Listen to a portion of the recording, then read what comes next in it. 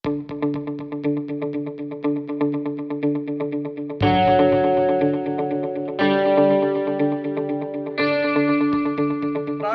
කර ගැනීම සඳහා ඕගොල්ලන්ගේ ඉස්සරහා ශක්තිමත් කර ගැනීම සඳහා නැනස්කා ආයතනයෙන් ඕගොල්ලන්ට ඉස්සරහට උදව් කරන්න. ඒක තමයි අපේ අරමුණ වෙලා තියෙන්නේ. ඉතින් මම ස්තුතිවන්ත වෙනවා මේ වැඩසටහනට ඕගොල්ලෝ අද සහභාගී වීම ගැන. මගේ නම චන්න ගුණවර්ධන. ඕගොල්ලන්ට ඕන දෙයක් තිබ්බොත් මට කතා කරන්න පුළුවන්. ඔවින් සර්ට කතා කරන්න පුළුවන්. ඔවින් සර් ඉන්නවා. ඔවින් සර්ගේ නම්බර් එක මම හිතන්නේ ඕගොල්ලන්ට දැක ගන්න පුළුවන් වෙයි. ඔවින් ඔයාගේ නම්බර එක අපි මේගොල්ලන්ට දීලා තියෙනවද මේ ප්‍රෝග්‍රෑම් එකේ මේ මැසේජ් එකක් දානවද එහෙමද?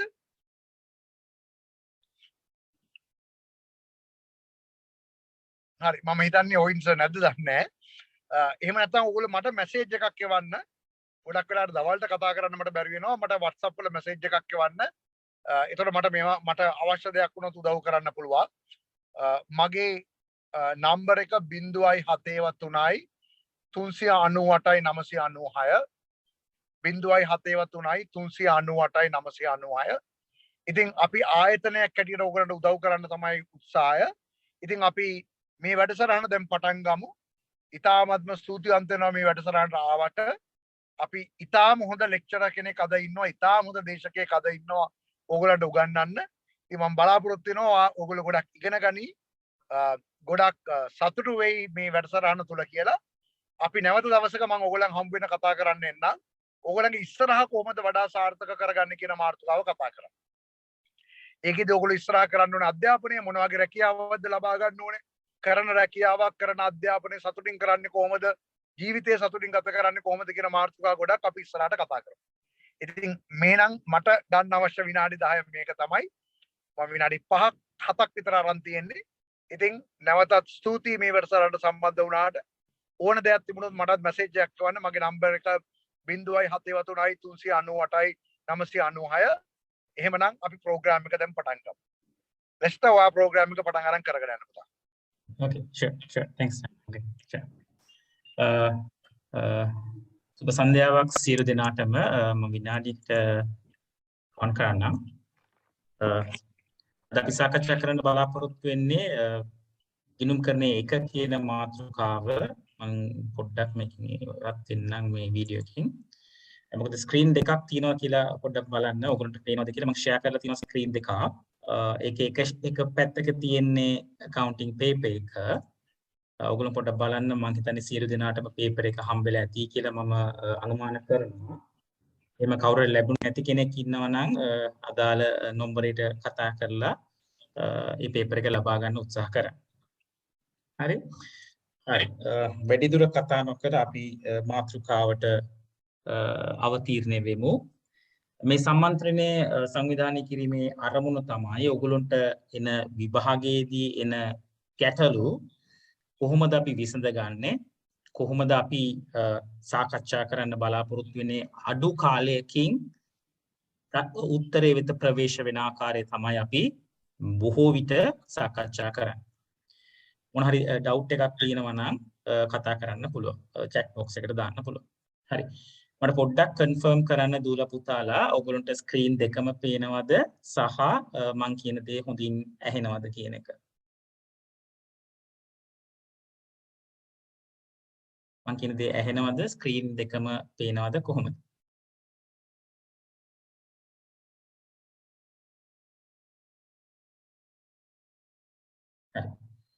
මම ලෙස්ටර් මාටිනෝ වරලත් ගණකාධිකාරීවරයෙක් සහ වරලත් කළමනාකාරී ගණකාධිකාරීවරයෙක් ජවර්ධනපුර කැම්පස් එකට සිලෙක්ට් වුණා 1998 වර්ෂයේ A levels කරලා අයිලන්ඩ් රෑන්ක් එකකුත් එක්ක සහ ඒ අතරතුර මම චාර්ටර්ඩ් සහ සීමා කරා චාර්ටර්ඩ් වලදී අයිලන්ඩ් රෑන්ක් දෙකක් එක්ක සබ්ජෙක්ට් ප්‍රයිසස් දෙකක් එක මට ගන්න පුළුවන් වුණා ඒ ගිණුම්කරණය සහ මූල්‍ය කළමනාකරණ කියන සබ්ජෙක්ට් සම්බන්ධයෙන්. ඒතර ඇයි මම මෙහෙම දෙයක් කරන්නේ? හුඟක් දුල පුතාලා සමහරලාවට දන්නේ නැහැ මොකද්ද කරන්න ඕනේ අප්‍රෝච් එක. ඒගොල්ලෝ බොහෝ විට කාලය නිකරුණේ නාස්ති කරනවා එක්සෑම් එකකදී. ඒතර කොහොමද ඒ එකක් ගන්නෙ? කොහොමද ඒක A+ එකක් අරගෙන කොහොමද විශ්වවිද්‍යාල ප්‍රවේශය ළඟා කරගන්නේ කියන එක තමයි මගේ මූලික කාර්යය, මගේ තියෙන එක්ස්පීරියන්ස් එක සහ මගේ ටීචිං එක්ස්පීරියන්ස් එක සහ වර්කින් එක්ස්පීරියන්ස් එකත් එක්ක. 2020 ප්‍රශ්න පත්‍රය ගත්තොත් හුඟක් ළමයිට ලකුණු ගන්න පුළුවන් වෙලා තිබ්බා පේපර් 2 එකට. ඒ කියන්නේ ගිණුම් කරන 2 කියන කොටස. නමුත් හුඟක් ළමයි අසමත් වෙලා තිබ්බා ගිණුම් කරන 1 කියන කොටසට හොඳින් ස්කෝර් කරන්න. ඒකට හේතු දෙකක් තියෙනවා. එකක් ඇවිල්ලා ව්‍යුහගත ප්‍රශ්න පිළිබඳ බොහෝ දෙනෙක්ට අවබෝධයක් නැති එක.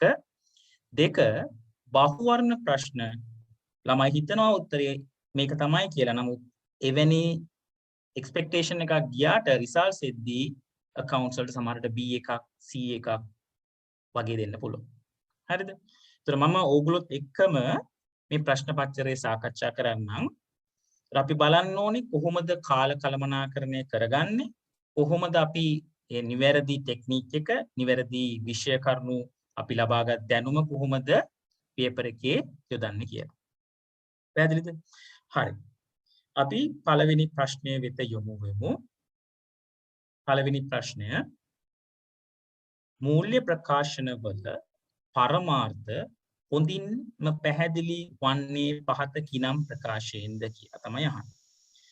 බොහෝ විට ප්‍රශ්නයට උත්තරේ සමහරට ප්‍රශ්නට ආන්සර්ස් දෙක තුනක් තියෙන්නත් පුළුවන්. නමුත් අපි එක්සෑම් එක කරද්දී වඩාත්ම නිවැරදිම උත්තරය අපි මෙතනදී ලබා ගන්න ඕනේ. ඒක තමයි අපේ චැලෙන්ජ් එක. හරිද? ඒක තමයි අපේ අභියෝගය. ඒතර හැමතිස්සම අපි ප්‍රශ්නය කියවනවා, ඒ ප්‍රශ්නයට අදාළ නිවැරදි වර්ණය අපි ලබා ගත යුතුයි. සාමාන්‍යයෙන් එක ප්‍රශ්නයකට විනාඩි 2යි තත්පර 24ක් තියෙනවා. ප්‍රශ්න 50ක් තියෙනවා. ප්‍රශ්න 50 හැදෙන්නේ කොහොමද? බහුවර්ණ ප්‍රශ්න 30ක් සහ ව්‍යුහගත ප්‍රශ්න 20ක්. ඒතර ප්‍රශ්න 50 සඳහා අදාළ කාලය කීයද? මිනිත්තු 120. ඒතර 120 50න් බෙදුවම 2.4ක් එනවා. 2.4ක් කියලා කියන්නේ මිනිත්තු 2.4 තත්පර වලින් ගත්තොත් තත්පර 24ක්. පැහැදිලිද? ඒතර roughly approximately අපි කියන දල වශයෙන් එක ප්‍රශ්නයකට විනාඩි 2ක කාලයක් ඔබට තියෙනවා.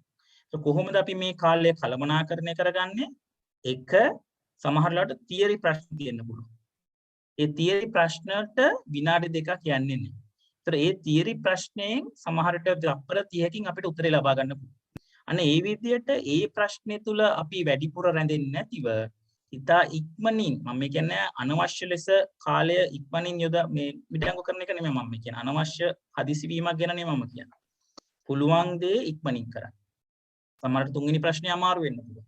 තුන්වෙනි ප්‍රශ්නේ අමාරු නම් ඒක කියවුවා ඊළඟ ප්‍රශ්නයට යන්න. අමාරු නම් ඒකට ටික් මාක් එකක් දාලා ඊළඟ ප්‍රශ්නයට යන්න. අන්න ඒ වගේ එක ස්ට්‍රැටජිස් තියෙනවා. ඒ ස්ට්‍රැටජිස් භාවිතා කරලා තමයි අපි අපේ හොඳ රෑන්ක් එකකට යන්න පුළුවන් වෙන්නේ. හරිද? හරි. පළවෙනි ප්‍රශ්නේ. මූල්‍ය ප්‍රකාශනවල පරමාර්ථ හොඳින්ම පැහැදිලි වන්නේ පහත කිනම් ප්‍රකාශයෙන්ද? සමාගමේ කළමනාකාරීත්වයට මූල්‍ය පාලන පියවර කාර්යක්ෂමව ඉටු කිරීමට ප්‍රයෝජනවත් තොරතුරු සැපීම එක බොහෝ දුරට එන්නේ කළමනාකරණ ගිණුම්කරණය සහ සම්බන්ධයි. දෙක ව්‍යාපාරික මූල්‍ය තත්ත්වයේ ලාභදායීත්වය සහ මුදල් ප්‍රවාහයන් පිළිබඳ ඇල්මක් දක්වන පාර්ශවයන්ට තොරතුරු සංනිවේදනය කිරීම. ඊට අදාළ තොරතුරු. 3 වංචා දෝෂ වැළැක්වීම සමාගමේ කළමනාකරීත්වය මූල්‍ය පියවර කාර්යක්ෂමතාවය අඩු කිරීම ප්‍රයෝජනවත් තොරතුරු සැපයීම. 4 තමන්ගේ මූල්‍ය වගකීම් නිසියාකාරව ඉටු කිරීමට සමාගමේ අධ්‍යක්ෂවරුන්ට සහාය වීම. ඉහත කිසිවක් නොවේ. දැන් අපි දන්නවා ව්‍යාපාරික මූල්‍ය තත්ත්වය ලාභදායීත්වය සහ මුදල් ප්‍රවාහ පිළිබඳ ඇල්මක් දක්වන පාර්ශවයන් වෙත අදාළ තොරතුරු සංවේදනය කිරීම තමයි අපේ වර්ණය වෙන්නේ. පැහැදිලිද? ඒතර අනික් ඒවා ටික අපිට එලිමිනේට් කරන්න පුළුවන්. අනික් ඒවා ටිකට අපිට එලිමිනේට් කරන්න පුළුවන්. අපි හැමතිස්සෙම බලන්න ඕනේ නිවැරදි පිළිතුරු ලෙස කොහොමද අපි ඉදා කාර්යක්ෂමව අදාළ උත්තරේ ගන්න කියලා. පැහැදිලිද? හරි. දැන් දෙවෙනි ප්‍රශ්නය කියවන්න ඕගොල්ලෝ මම පොඩි වෙලාවක් දෙන්නම් දෙවෙනි ප්‍රශ්නය හොඳින් කියවන්න.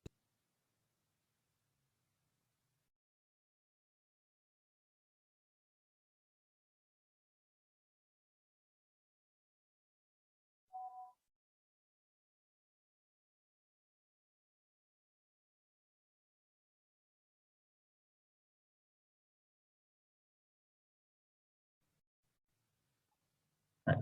දෙවෙනි ප්‍රශ්නේ අහන කර්තව්‍ය බලන්න.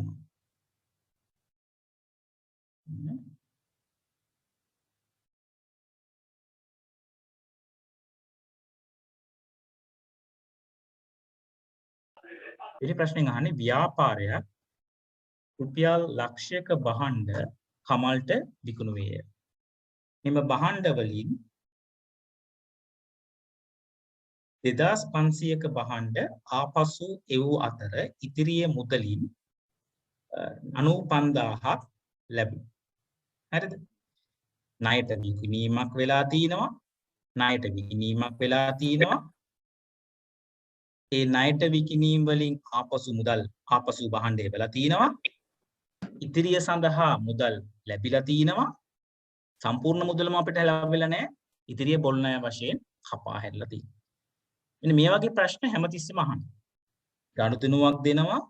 ඒ ගනුදෙනු සඳහා අදාළ වන්නා වූ මූලික ලියවිල්ල මූලාශ්‍ර ලියවිලි පිළිබඳ අවබෝධය ටෙස්ට් කරන්න පුළුවන්. ඕ විට එක ප්‍රශ්නයක් අහනවා. ණයට විකුණුම් ඉන්වොයිසිය ආපසු එවුම්. ආපසු එවුම් කියලා කියන්නේ ණයගෙති ශේෂය අඩුවීම. ණයගෙතිය කියලා කියන්නේ හර ශේෂය අඩුවීමක් කියලා කියන්නේ බැරප. විකුණුම් ඉන්වොයිසිය බැරප. මුදල් ලැබීම කුයිතාන්සේ එහෙම නැත්නම් ලදුපත බොල් ණය කපා හැරීම කියන accounting adjustment එකක් journal voucher. උත්තරය දෙවෙනි answer.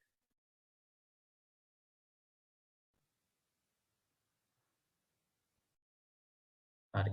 ප්‍රශ්නාංක 3 හරි මම ඔයගොල්ලන්ට විනාඩි 2ක් දෙන්නම් කරන්න බලන්න. ප්‍රශ්නාංක 3 විනාඩි 2ක් දෙන්නම් කරන්න බලන්න.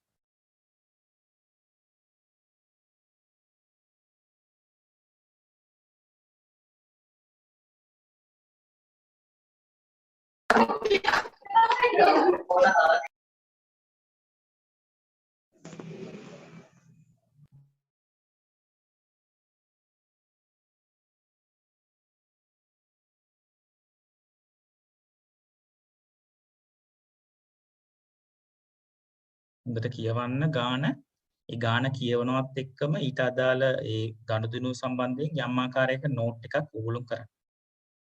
ඒ නෝට් එකක් ලියද්දි ගනුදෙනුව ලියන්න ඕනේ නැහැ. ගනුදෙනුව පළවෙනි එක කියලා පළවෙනි එක ඇඩ්ජස්ට් කරන්න. ඊට පස්සේ දෙවෙනි එක. ඊට පස්සේ 3 4 අන්න ඒ ටික ඇඩ්ජස්ට් කරන්න. හැමතිස්සෙම කැල් එකක් පාවිච්චි කරන්න දැන් ඉඳන්. ඒ එක්සෑම් එකේ පාවිච්චි කරන්න පළවෙනි වතාවට පාවිච්චි කරන්න එක්සෑම් එක හදන්න එපා. හැමතිස්සෙම දැන් යන තව මාසෙකමාර කාලයක් තියෙන්නේ. ඔකේ මාසයක් සහ දවස් ගානක කාලයක් මාසෙකමාර. ඒකින්ද දැන්ම හරි කැල් එකක් අරගෙන කැල්කියුලේටර් එකක් අරගෙන ප්‍රැක්ටිස් කරන්න කොහොමද ආන්සර්ස් ගන්න කියලා.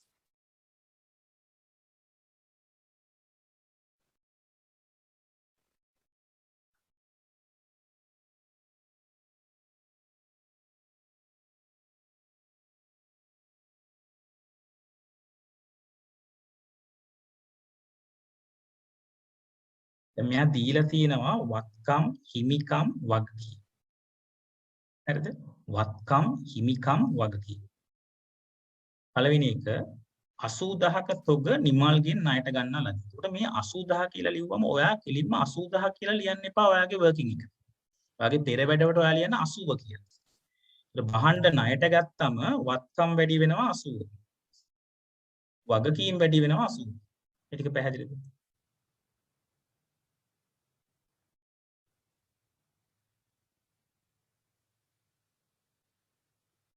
සුවයි 80000 කියලා ලියන්න එපා. මොකද හැමතිස්සෙම කාලය අඩුවෙන් වැය කරන්න.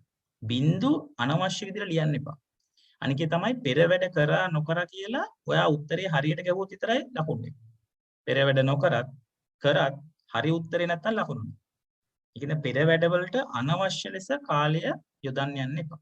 හරිද? පුළුවන් තරම් අඩුවෙන් වැඩ කරලා නිවැරදි වර්ණය ගන්න බලන්න. එතකොට වගකීම් වැඩි වෙනවා වත්කම් වැඩි වෙනවා. පැහැදිලිද?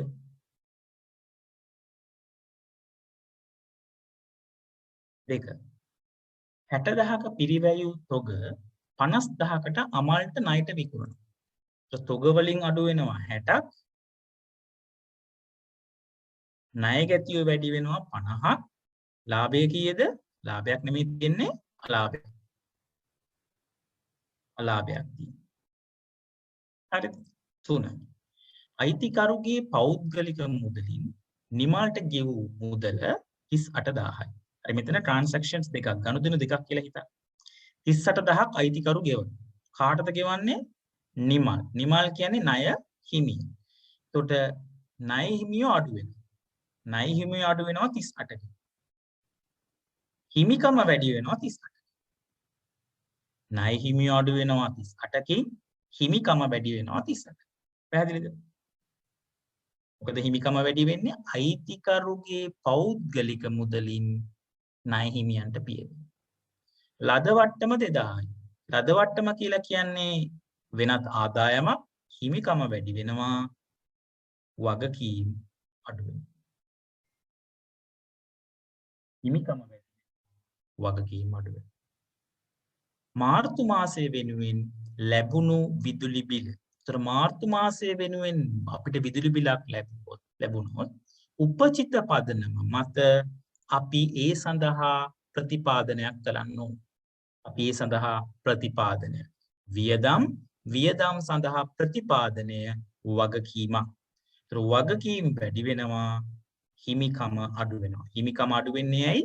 ඒක වියදමක් හින්දා. දැන් ඒකේ සම්පූර්ණ වටිනාකම අපි ගන්න.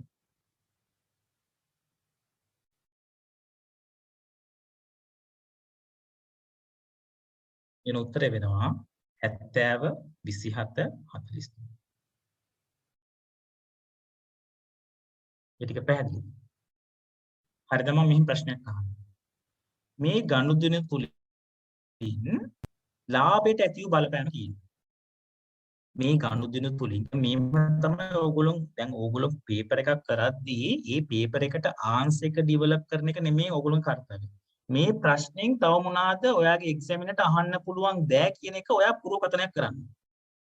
ගානක් කරද්දී ඒ ගාන කරලා එතනින් සැටිස්ෆයි වෙන්න එපා. මේ ප්‍රශ්නේ තව කොහොම මොන විදියකට ටෙස්ට් වෙයිද කියන එක ඩයිලන් රෑන්ක් එකක් ගන්න යන ළමෙක් නම් හිතන්නේ නැහැ විදිහ. මේ ප්‍රශ්නේ මොන විදියකට අහන්න පුළුවන්ද තාම. අන්න ඒ වගේ දෙයක් කෙරෙහි අවධානය යොමු කරන්න බලන්න. හරි. මේ ප්‍රශ්නේදී ලාභයට ඇතිවන බලපෑම කීයද? එතකොට ලාභයට ඇති වෙන බලපෑමට අදාළ වෙන ගනුදෙනු කියන්නේ මොකක්ද? ඒක ආදායමක් වෙන්න ඕනේ. එහෙම නැත්නම් වියදමක්. පැහැදිලිද? එතකොට මේ දෙවෙනි ට්‍රාන්සැක්ෂන් එක දෙවෙනි ගනුදෙනුවේදී අලාභයක් වෙනවා ඍණ 10ක්. නිකන් මම ඇඩිෂනල් කියන්නේ අලාභයක් වෙනවා ඍණ 10ක සහ ලද වට්ටමක් එනවා 2ක සහ විදුලි බිලක් තියෙනවා. විදුලි බිල කියලා කියන්නේ ඍණ 3ක්. මේ තුනේ එකතුව තියෙනවා අලාභයක් විදියට සුද්ධ අලාභයක් ඍණ 11. මේ කියන්නේ ලාභය. ලාභයට එන බලපෑම. මේ ගනුදෙනු හතර තුලින් ලාභයට එන බලපෑම මේ කියන්නේ.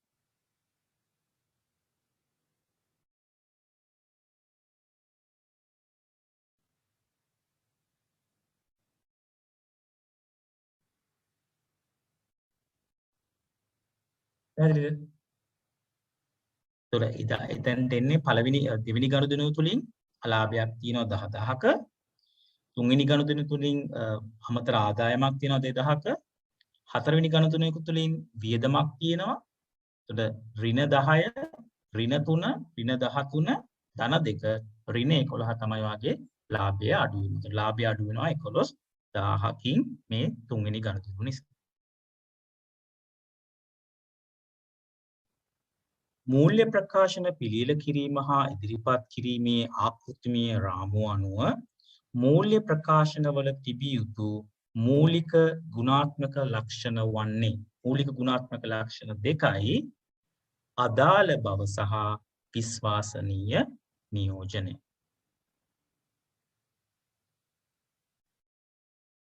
අදාළ බව සහ විශ්වාසනීය නියෝජනය. මේවා හොඳට ධාරණය කරගන්න. දැන් සමහර දූල පුතාලට සමහර පාඩම් මිස් වෙලා ඇති. නමුත් මේ පේපර් එක මම හදලා තියෙන්නේ ඕගොල්ලන්ට මේ මම කියන්නේ මේ පේපර් එක එනවා කියලා. මම කියන්නේ මේ පේපර් එක වගේ එකක් වෙනවා. නමුත් මේ පේපර් එකෙන් මම ඇඩ්‍රස් කියන්නේ අවධානය යොමු කරලා තියෙන ඒරියාස් ටික හොඳට බලන්න. මේ පේපර් එක සමහර ප්‍රශ්න වැරදෙනවා කියලා කියන්නේ ඕගොල්ලෝ ඒ කෙරෙහි වැඩි අවධානය යොමු කරනවා. අපි මේ වගේ ප්‍රශ්න පත්‍ර දෙක තුනක් සාකච්ඡා කරන්න බලාපොරොත්තු වෙනවා. දවස් 5ක සති 5ක තුරා මේ සම්මන්ත්‍රණය යනවා මාලාව.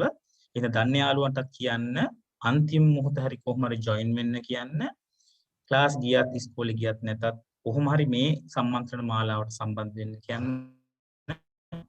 ලත් ගණකාධික සහ කතිකාචාර්යෙක් පරිවසෙන් මාලද දැනුම සහ පරිචය තුලින් තමයි මම මේ කතා කරන්නේ. හරි.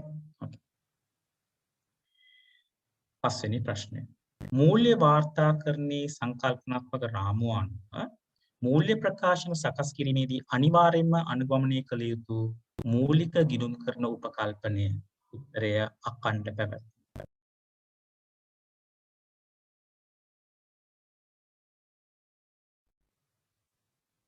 හරි. දැන් සංකල්පනාත්මක රාමුව ගැන මම නෝට් එකක් දෙන්නම්. මම ඉවරනවා.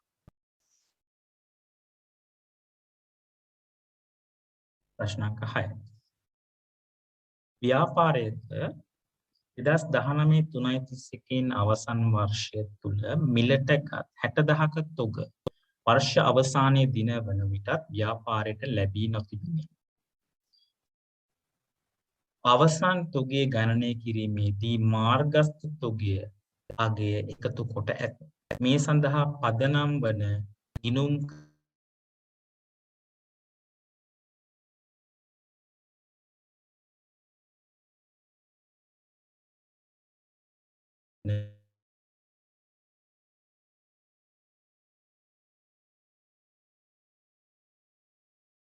නොවිකුණු තොගයක් තියෙනවා නම් ඒක අපි අපේ වත්කමක් ලෙස සටහන් කරනවා. තොග කොටස් දෙකකට බෙදෙනවා. විකුණුම් පිරිවැය සහ නොවිකුණු තොගය අපි කියලා කියනවා. හරිද? ඒතර ඒ ගැළපීම අපි කරන්නේ ගැළපුම් සංකල්පයට අදාළව. හරි. මම ප්‍රශ්න 7 වෙනි එක ඔයගොල්ලන්ට පොඩ්ඩක් කරන්න දෙන්නම්. මේක පොඩක් අමාරුයි. නමුත් කරන්න බලන්න. වැඩිම කාලය ගතත් ප්‍රශ්නයක් නෑ. අවබෝධයෙන් කරන්න බලන්න. අහන ප්‍රශ්නේ ටිකක් අමාරුයි, සංකීර්ණයි. මෙතන සමාගම් දෙකක් සම්බන්ධයෙන් තොරතුරු දීලා තිනවා. ඒතර ඒ සමාගම් දෙකේ කුලී කියන්නේ වියදම. නමුත් ප්‍රශ්නය අහන්නේ කුලී හිමියාගේ පුත්‍රය. නොවගේ ප්‍රශ්න එන්න පුළුවන් බොහෝ විට. ඒ කියන්නේ සමහරවිට එක්සෑම් එක අමාරු කරන්න ඒගොල්ලෝ එක්ස්පෙක්ට් කරනවා නේ. ඒගොල්ලෝ අපේක්ෂා කරනවා නම් ඒගොල්ලෝ ප්‍රශ්න ඍජුවම දෙන්නේ නැහැ. ඒක වක්‍රාකාරව තමයි ඕගොල්ලන්ට දීලා ඒක ටෙස්ට් කරන්නේ. ඒතර දක්ෂම ළමයෙක්ට හැරෙන්න සාමාන්‍ය ළමයෙක් එතනදී අසරණ වෙන්න පුළුවන්.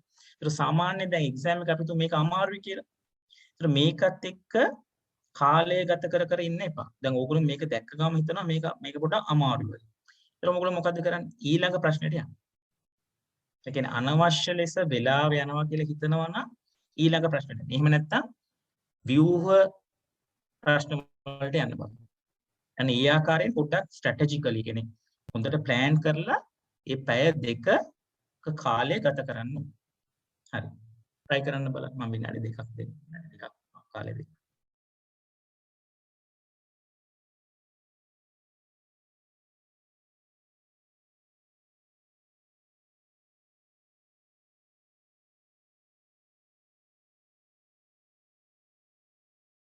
දැන් ඔයගොල්ලෝ හිතර ගන්න ඕනේ මේ එක්සෑම් එක කොහොම හරි ගොඩ දාගන්න. හරි? සමහර ළමයි වැඩ කරලා ඇති, සමහර ළමයි වැඩ කරන්නේ නැතුව ඇති. නමුත් මේ මාස එකමාරක කාලය තුල වුණත් ඕගොල්ලෝගේ ජීවිතයට වෙනසක් කරගන්න පුළුවන්. ඒක හොඳට මතක තියාගන්න. මොකද බොහෝ ශිෂ්‍යාවන් මේ එක්සෑම් එක අතහැරලා තියෙනවා. ඕගොල්ලෝ තාම මේ ග්‍රිප් එක අතහැරෙන්න තු කොහොම හරි මේක ඇදගෙන ගිහිල්ලා මේක කරොත් අනිවාර්යෙන්ම හොඳ රිසල්ට් එකක් එනවා. සෙකන්ඩ් ෂයි කරන අයටත් මම කියන්නේ second share කරන අය ඇති මෙතන. ඔයගොල්ලන්ට දැන් experience එකක් තියෙනවා. ඒ experience එකේ මොනවාද වැරදුණු අවස්ථා? ඒ වැරදි ටික නිවැරදි කරගෙන කොහොම හරි විභාග ජයගෙන කැම්පස් යන්න try කරන්න. හරි? ඒකයිල ලොකු භාග්‍යයක් ලංකාවේ අධ්‍යාපන ක්‍රමයේ අතර තියෙන ලොකු වරප්‍රසාදයක්. සුළුතරයකට විතරයි ඒක තියෙන්නේ. ඒකෙන් එන පන්නරය තුල ඉතා සැපවත් සහ වාසනාවන්ත සාර්ථක ජීවිතයක් ගත කරන්න පුළුවන්.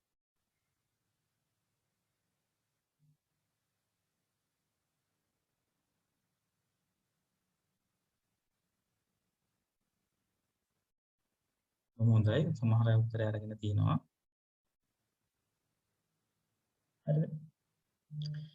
ඒතර අපි එක් සමාගම් දෙකක් තියෙනවා. ඒතර ඒ සමාගම ගැන අපි කතා කරමු මුලින්ම.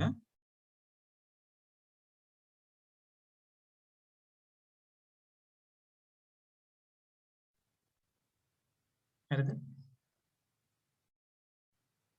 එතන ගෙවල් කුලි. කිවි යුතු. හරිද? එතන මෙතන තියෙනවා ආරම්භක ගෙවිය යුතු. ආරම්භක ගෙවිය යුතු කියලා මෙතන දැන් ආයෙ ලියන්න ඕනේ නැහැ ආරම්භක ගෙවිය යුතු කියලා. කෙලින්ම කටුසටහනක් ගෙවුවා, account එකක් ගෙවුවා 1200. ගෙවිය යුතු. ගෙවිය යුතුයි නේ කියන වගකීම. එතන ගෙවූ ගෙවල්. ගෙවූ කියලා කියන මුදල් ගිණුම බැර මේ ගිණුම 4800. හරිද? ඊට පස්සේ තියෙන්නේ මොකද්ද? කලින් ගෙවූ ගෙවල්. කලින් ගෙවූ ගෙවල්. ඒක වත්කමක්. කලින් ගෙවූ ගෙවල් කුල කියලා කියන්නේ වර්ෂ අවසාන දිනයට 240. දැන් එතකොට ඕගොල්ලෝ දැන් මේක බැලන්ස් කරලාද මේ ඩිරයිව් කරන්න ආන්සර් එක මෙහෙම කරන්න. කැලේ කියවා මෙහෙම කරන්න. මේ පැත්ත වැඩිනේ. කැලේ කියවා මේ පැත්ත වැඩි. ඒතකොට මොකද කරන්නේ? කැලේ කරගත්තා. කියන්න 4800 අඩු කිරීම 1200 අඩු කිරීම 240. ඔන්න ඔහම බැලන්ස් කරන්න. අනවශ්‍ය ලෙස මේ ගිණුම් දාලා ඉන්න ඕනේ නැහැ. මොකද මේක MCQ එකක්. මොකද මේකට ලකුණු හම්බෙන්නේ නැහැ. මේ ගිණුම සම්පූර්ණ කරන්න කියලා නැහැ. එහෙනම් මොකද කරේ? කැල් එක ගත්තා. මේක මෙතන ලියන්න ඕනෙත් නැහැ. ඊට පස්සේ මේකෙන් මේක මෙතනට දාලා ඒකේ බැලන්ස් එක ගන්න ඕනෙත් නැහැ. ඒක හොඳට මතක තියාගන්න. අනවශ්‍ය ලෙස කාලය ගත කරන්න එපා. කැල් එක ගත්තා 4800 බුවා අඩු කිරීම 1200 අඩු කිරීම 240. පැහැදිලිද? දෙක. දෙවෙනි සමාගමේ තියෙන්නේ මොකක්ද? කලින් ගෙවූ ගෙවල්. කලින් ගෙවූ ගෙවල් කුල කියන්නේ වත් 1680. ගෙවූ ගෙවල් කුල. ගෙවූ ගෙවල් කුල කියන්නේ මුදල් ගිණුම බැර වෙලා මේ ගිණුමට හර වෙනවා. කලින් ගෙවිය යුතු ගෙවල් කුල. ගෙවිය යුතු ගෙවල් කුල කියලා කියන්නේ වගකීමක්. වගකීමක්. මෙන්න මෙතනට එන්න. හරිද? පැහැදිලිද? તો මොකද කරන්නේ? කැල් එක ගත්තා මේ ටික එකතු කරනවා.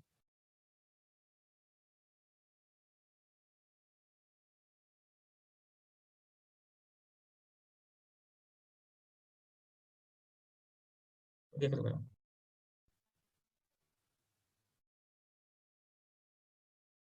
11640. හරිද? 11640 කියලා කියන්නේ දැන් මෙතන අනවශ්‍ය ලෙස බිංදු දාගන්න එපා. හරිද? මිලියන වලින් උත්තරේ 11640. පැහැදිලිද? ඒතර මම මොකද්ද කරේ? මම කිසිම අනවශ්‍ය දෙයක් කරේ නෑ. නිකන් key accounts ටිකක් ඇඳලා මම ඒකේ නම් ටිකවත් ලිව්වේ නැහැ. පුළුවන් විදිහට ඒ ටික කරා. හැමතිස්සෙම බලන්න අඩු මේ පුළුවන් තරම් numbers ටික fill කරන්න බලන්න මෙතන. මේ අංක ටික දාගෙන යන්න. අවබෝධයෙන් ඔළුවේ තියාගන්න මොකද්ද මෙතන වෙන්නේ? මේක වගකීමක්ද? වගකීමක් නම් බැරගත්තා. මුදල් ගෙවීමක් නැත්නම් මුදල් ගිණුම් බැර වෙලා අදාළ ගිණුම හරවනවා. අනේ ඒ වගේ අර ටෙක්නික්ස් යූස් කරන්න බලන්න. පැහැදිලිද? හරි. මම විනාඩි දෙකක් දෙන්නම් මේ ගාන කරන්න. 8 වෙනි ගාන.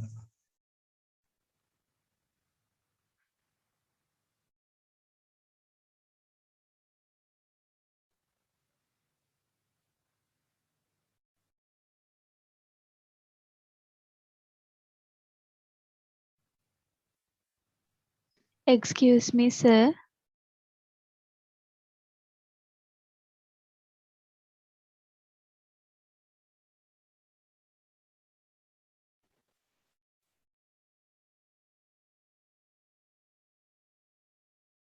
ප්‍රශ්න තියෙනවා ඉදිරිපත් කරන්න පුළුවන්.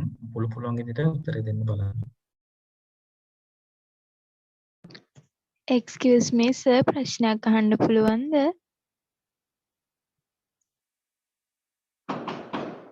මෙතන මම පොඩි දෙයක් තව කියන්නම්. දැන් මෙතන පොඩි තියෙනවනේ වචන ටික.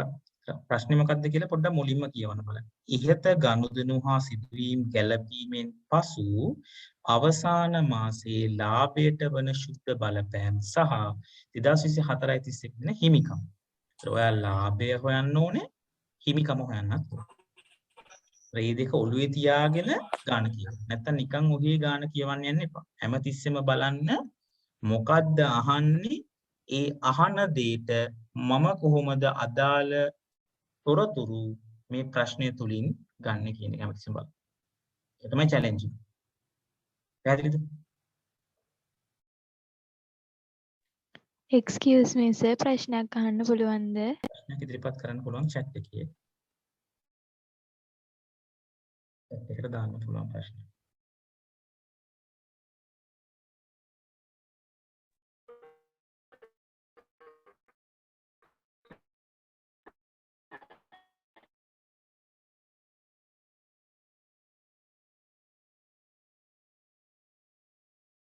ආරම්භක හිමිකම තියෙනවා 272. අපි දාන්නේ බිංදු 3. අග බිංදු 3 අපි දාන්නේ නැහැ. හරිද?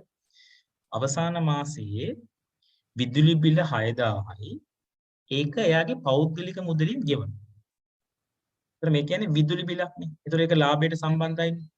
ඒක ලාභයට සම්බන්ධයි. ඒක ලාභයට සම්බන්ධ නම් ඒක වියදමක් නේ. ඒතර ඍණ 6 කියලා දාන්නකො. ඍණ 6යි.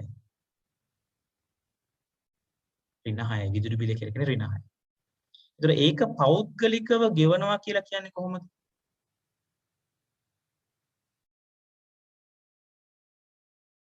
හරි. කලින් තිබ්බ ගානේ මම වියදම පැත්තෙන් තමයි හිතුවේ. වියදම පැත්තෙන් හිතලා ඒ වියදම තමයි, ඒ කියන්නේ A සහ B සමාගමේ වියදම තමයි මේ කුසුමාවතී සමාගමේ ආදායම වෙන්නේ. වියදම පැත්තෙන් ඒ දෙන්නගේ වියදම හෙව්වම ඒ වියදම තමයි කුසුමාවතී කියන සමාගමේ ආදායම වෙන්නේ. පැහැදිලිද? මම ඉස්සෙල්ලාම කරේ ඊ අදාළ සමාගමේ වියදම් ටික බැලුවා. ඊ වියදම් දෙක තමයි කුසුමාවති සමාගමේ ආදායමක් ලෙස සැලකන්නේ. අහන්නේ කුලී ආදායම. දීලා තියෙන්නේ ඒ බදු ගණන්කරු සම්බන්ධයෙන් දීලා තියෙනවා. එතකොට මෙයාගේ වියදම B ගේ වියදම ඒ දෙන්නෙකුගේ වියදම තමයි ආදායම වෙන්නේ.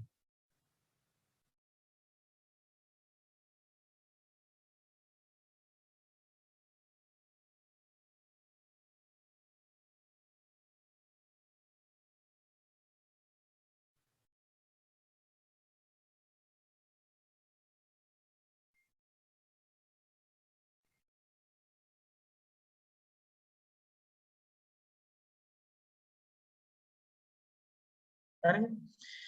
විදුලි බිල 6000. ඒතර ඍණ 6ක් කියලා ලියනවා. ඒක තමයි ලාභයට අදාළ වෙන ගැළපීම. ඊට පස්සේ කියනවා 2000ක් ව්‍යාපාරයෙන් අරගෙන නැත, වටිනා බාණ්ඩ පොතුණු අරගෙන නැත, එච්චරයි.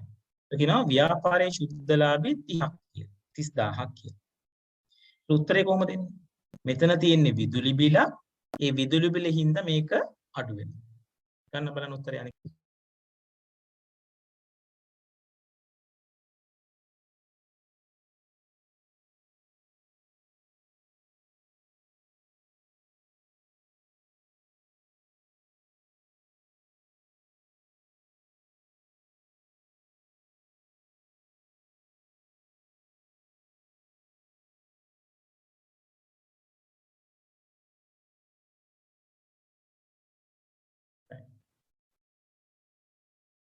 ඒකට එන්නේ පළවෙනි එකට උත්තර වෙනවා ඍණ 6. ඒතර 6000කින් අඩු වෙයි කියලා තියෙනවා. 6000කින් අඩු වෙයි කියලා වර්ණ දෙකක් තියෙනවා. එතකොට අනික් ඒවා ටික ඔයාලට ඩිස්රිගාඩ් කරන්න පුළුවන්. ඒතර උත්තරේ හැසිරෙන්නේ, උත්තරේ දෝලණය වෙන්නේ වර්ණ අංක 1 සහ 3 අතර.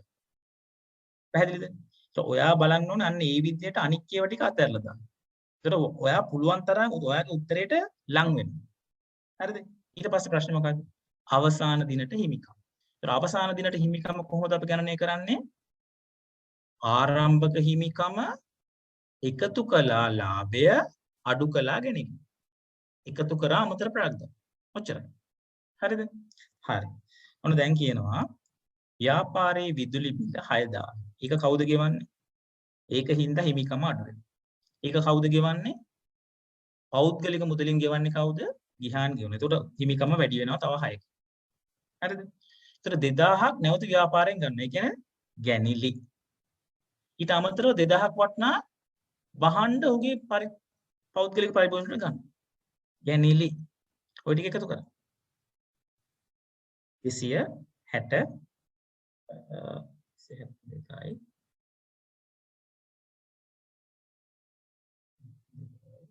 ලාභය 30ක් තියෙනවා. ලාභය 30ක් තියෙනවා. උත්තරේ 298යි.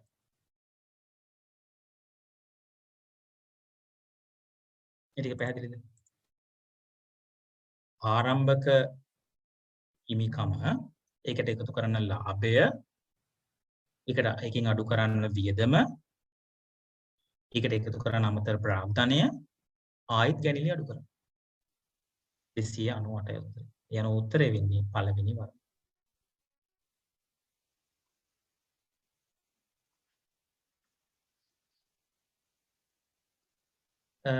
සමාගම් දෙක පැත්තෙන් හිතුවත් එකයි අනික් සමාගම් පැත්තෙන් හිතුවත් එකයි. ඒක ගැටලුවක් කරගන්න එපා. කියන්නේ මෙතන කුලී අහන්නේ ලෙසෝ කියන්නේ ලෑන්ඩ්ලෝඩ් ගේ පැත්තෙන් අහන්නේ. නමුත් ටෙනන්ට් ගේ පැත්තෙන් තමයි ප්‍රශ්නේ දීලා තියෙන්නේ. ඒතර ටෙනන්ට් ගේ එක්ස්පෙන්ස් එක ටෙනන්ට් ගේ වියදම තමයි අර ලෑන්ඩ්ලෝඩ් ගේ ආදායම වෙන්නේ. හරිද? ප්‍රශ්නක 9 කරන්න හැමෝම උත්සාහ කරන්න ප්‍රශ්නයක් නැහැ. එනේ මෙතනදී අපි උත්සාහ කරන්න බලන්න හැමතිස්සෙම වැරදි කරන්න. මේ වැරදි තුලින් ඔයාගේ ජීවිතය හදාගෙන යන්න. ඔයා ව්‍යාපාරේ ලාභය. ව්‍යාපාරේ ලාභය. ඔයගොල්ලෝ දැනටමත් දන්නවා ඇති ලාභය හොයන සූත්‍රයක් ඔයගොල්ලෝ අසම්පූර්ණ සටහන් වලින් ඉගෙනගෙන ඇති.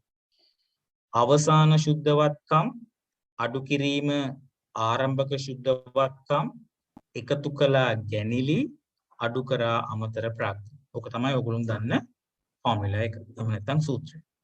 නමුත් සමහර අවස්ථාවලදී ඒගොල්ලෝ දෙන්න පුළුවන් වර්ෂය තුල සිදු වූ වත්කම් වල එහෙම නැත්නම් වගකීම් වල වැඩිවීම.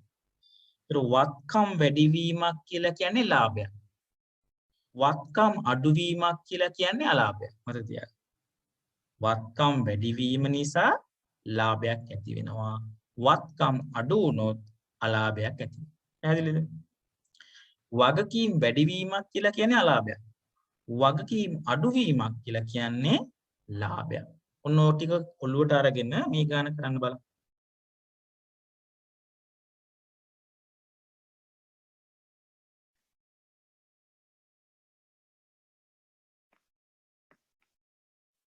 හැමතිස්සෙම කිව්වා වගේ අර නම්බර්ස් ටික දාගෙන යන්න. නම්බර්ස් ටික දාගෙන උත්තරයට අවතීර්ණ වෙන්න බලන්න. හරි. ජංගම නොවන වත්කම් වල වැඩි වීම. වත්කම් වැඩි වුණොත් මොකද වෙන්නේ? ලාභයක්. ජංගම වත්කම් වැඩි වීම 100යි. ලාභයක්. ජංගම නොවන වගකීම් වැඩිවීම අලාභයක්. ජංගම වගකීම් අඩුවීම ලාභයක්. මාසික ගැනිලි. මාසික ගැනිලි අවුරුද්දට ගන්න ඕනේ 12න් වැඩි කරන්න. 1,20,000. කියන්නේ 120යි. අතිරේක ප්‍රාග්ධනය ඍණ 150. පැල් එක ගත්තා ওই ටික ගැහුවා.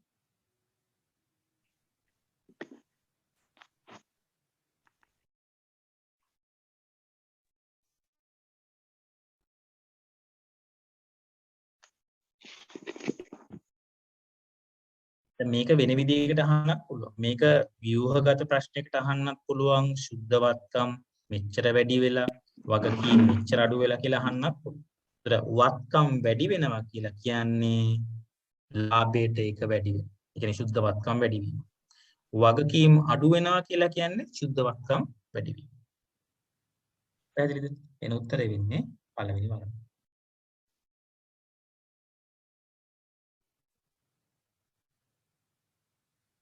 හරි. 10 වෙනි ප්‍රශ්නේ කරන්න බලන්න.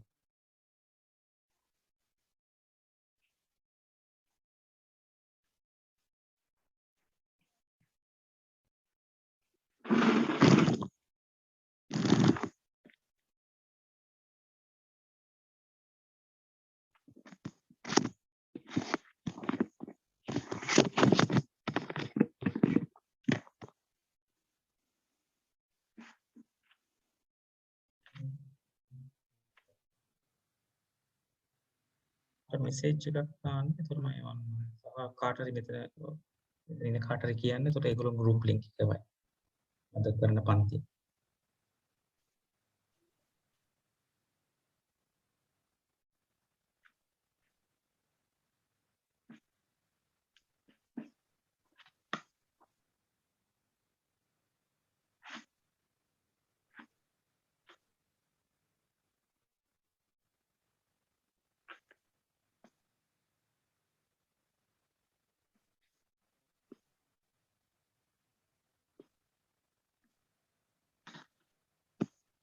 ස්වභාවිත සිල්ලර වෙළඳ ව්‍යාපාරයේ 2021 1 දින පහත තොරතුරු දීලා තියෙනවා. ඉතින් ආරම්භක මුළු වත්කම් දීලා තියෙනවා 250.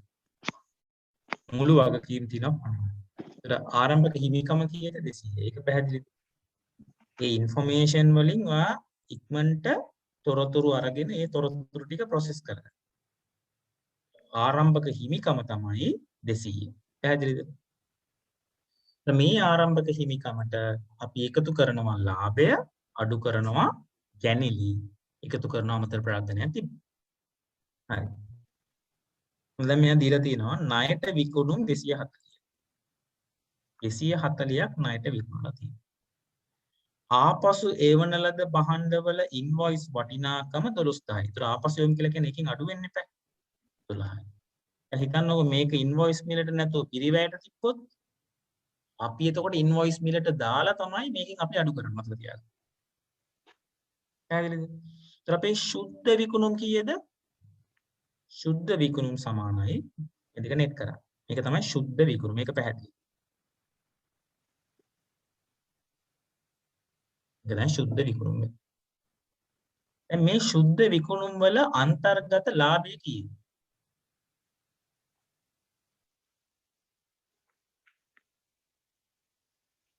හරි උත්තරේ හරි. මෙතන කියනවා මෙයා පිරිවැයට 3න් 1ක දල ලාභය. පිරිවැයට 3න් 1 නම් විකුණුම් මිලට කීයද භාගයක් විදියට? 3න් 1 1 යනවා එහෙම්මම 3ට එකක් එකතු වුණාම 4යි 4න් 1යි විකුණුම් මිල. ඒක පැහැදිලිද? භාගයක් විදියට අපි ලියන්න පුළුවන් පිරිවැයට 3න් 1යි. පිරිවැයට 3න් 1යි. මේක පිරිවැයට. මේ පිරිවැයට කියන එක අපි කොහොමද විකුණුම් මිලට හොයාගන්නේ? මේ එක මෙතනට ගෙනියන්න. 1යි 3යි 4යි. ඔක තමයි සූත්‍රය.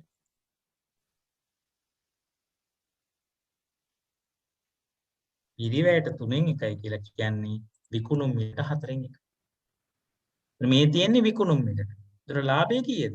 මේකෙන් 4න් 1. මේක 4න් බෙද 57යි. පැහැදිලිද? ලාභය 57යි. ලාභය 57යි.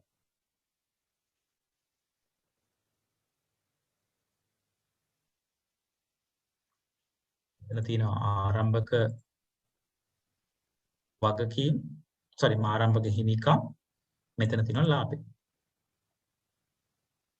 ඒක පැහැදිලිද? ගැනිලි කීයද? 1000යි. ගැනිලි හින්දා මොකද වෙන්නේ? හිමිකම අඩු වෙනවා.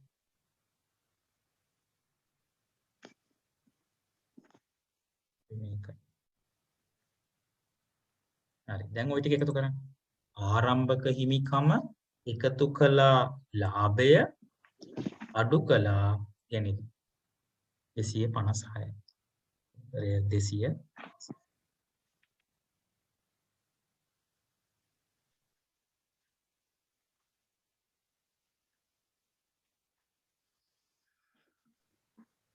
පැහැදිලිද?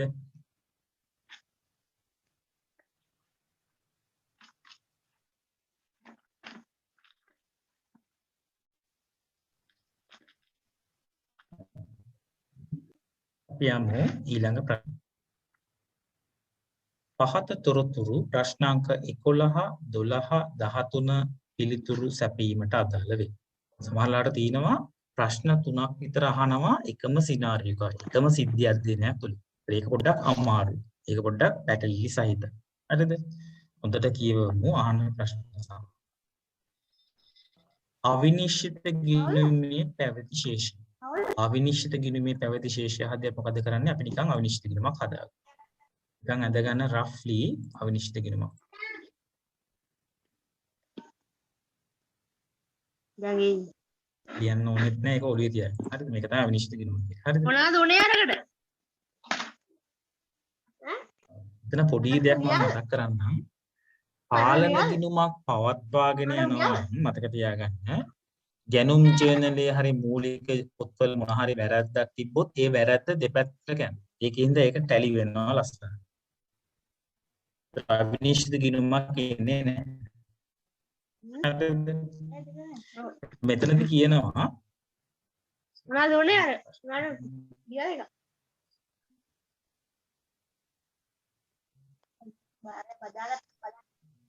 දුකේ? ඔව් අනු. හොඳ ප්‍රශ්නයක් අහනවා. මේ ප්‍රශ්නෙට කියනවා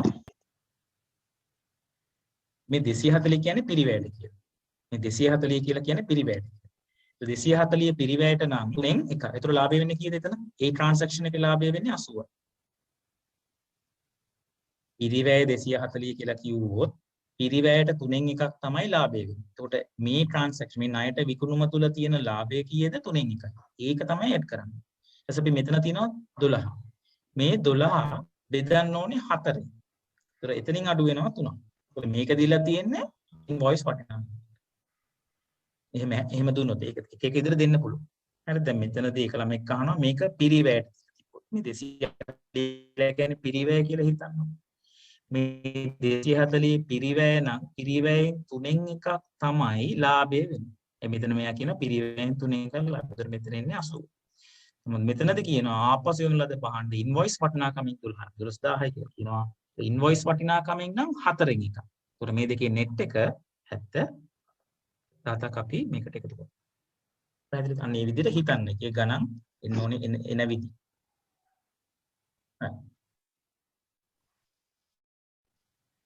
එතනදී කියනවා 2021 දිනට පිළියෙල කරන ශිෂ්‍ය පරීක්ෂණ සම්බන්ධ වූ වෙන නිසා අවිනිශ්චිත ගිණුමකට මාරු කරන ලදී. පාලන ගිණුම් පවත්වාගෙන යනු ලැබේ. පළවෙනි ගැනුම් පොත එකතු කිරීමේදී 15000 අඩු වී ඇත. මේක ශේෂ පරීක්ෂණයට බලපානවා මේක බලපාන්නේ නැහැ. මොකද පාලන ගිණුම් තියෙනවා. පාලන ගිණුම් තියෙනවා නම් ඒක ගැනුම් ජර්නල් ගැනුම් ගිණුමත් හර වෙනවා. අදාළ ණය හිමි පාලක ගිණුමෙත් සටහන් වෙන්නේ ඒ විදිහටම තමයි. ඩබල් එන්ට්‍රි එක බැලන්ස් වෙනවා. ඒතර ඒක එන්නේ නැහැ. දෙක ලද ආදායම් 2500ක් මුදල් ගිණුමේ නිවැරදිව සටහන් කර විවිධ වියදම් ගිණුමට 5200ක් ලෙස හර කර ඇත. කොහොමද මේක නිවැරදි කරන්නේ? විවිධ වියදම් බැර කරා අවිනිශ්චිත හර කරා. විවිධ වියදම් බැර කරා අවිනිශ්චිත හර කරා. ඊට අමතරව ලද ආදායම් බැර වෙන්න ඕනේ 2500ක්. ලද ආදායම් බැර කරා අවිනිශ්චිත හර කරා. අපි ලියන්නේ මෙතන ලද ආදායම් මොකද ලියන්නේ? අපි නම්බර් එක විතරයි ලියන්නේ. එන්න ඒක තමයි වැදගත්. ඒ මෙයා ගිණුම අහන්නේ නැහැ. මෙයා අහන්නේ එන නම්බර් එක. මොකක්ද අහන්නේ? නම්බරේ කීයද කියලා තමයි අහන්නේ. කීයද ගාන? අනවශ්‍ය ලෙස ඩබල් එන්ට්‍රීස් ලියන්න යන්නේ පදිස්සටන් ලියන්න යන්නේ. හරිද? ඊළඟට තුන් වට්ටම් 4500ක් ලද වට්ටම් 450ක් ලෙස බැර කර ඇත. අපි කොහොමද මේක ඇඩ්ජස්ට් කරන්නේ? ලද වට්ටම් හර අවිනිශ්චිත බැර. ලද වට්ටම් හර අවිනිශ්චිත බැර. අපි ඒක දුන් වට්ටම් දාන්නත් එපේ. දුන් වට්ටම් හර අවිනිශ්චිත බැර.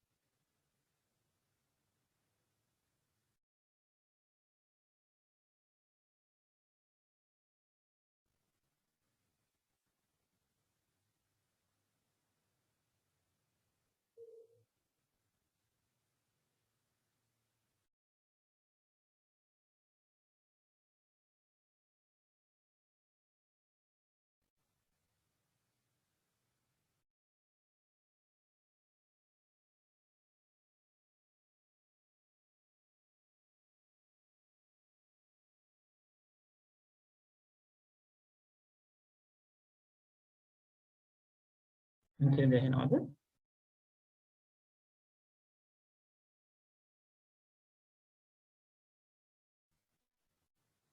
ලද ආයම් 2500ක් මුදල් ගිණුමෙන් නිවැරදිව සටහන් කර විවිධ වියදම් ගිණුමට හර කර ඇත. විවිධ වියදම් ගිණුම බැර වෙලා අවිනිශ්චිත ගිණුම හර වෙනවා.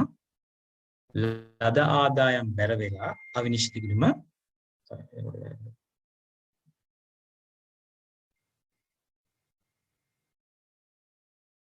ලද ආදායම් 2500ක් මුදල් පොතේ හර වෙලා තියෙනවා.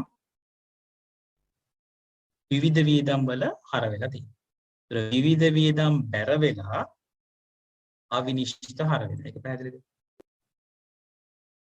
ලද ආදායම් බැර වෙලා අවිනිශ්චිත 2500ක් හර වෙනවා.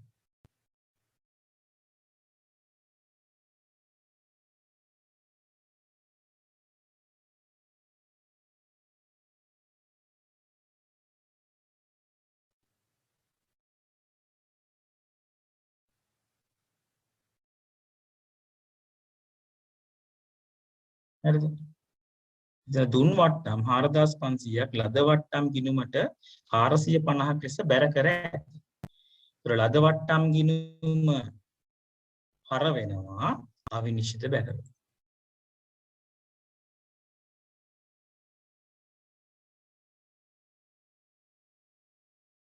ලද වට්ටම් ගිණුම හර වෙනවා අවිනිශ්චිත බැර වෙනවා. දුන් වට්ටම් 4500. එතන දුන් වට්ටම් 4500 කියලා කියන්නේ දුන් වට්ටම් ගිණුම හර වෙන්න ඕනේ. දුන් වට්ටම් ගිණුම හර වෙලා අවිනිශ්චිත බැර වෙනවා.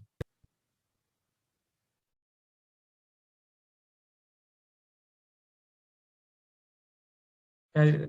දැන් මේකේ උත්තරේ බලමු.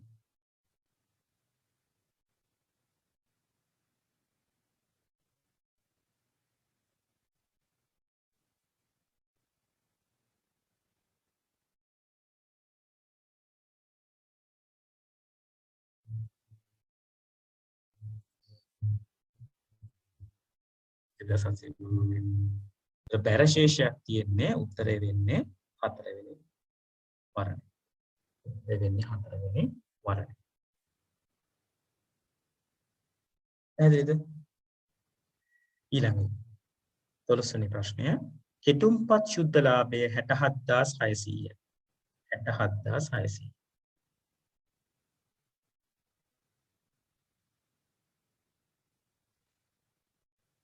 nice.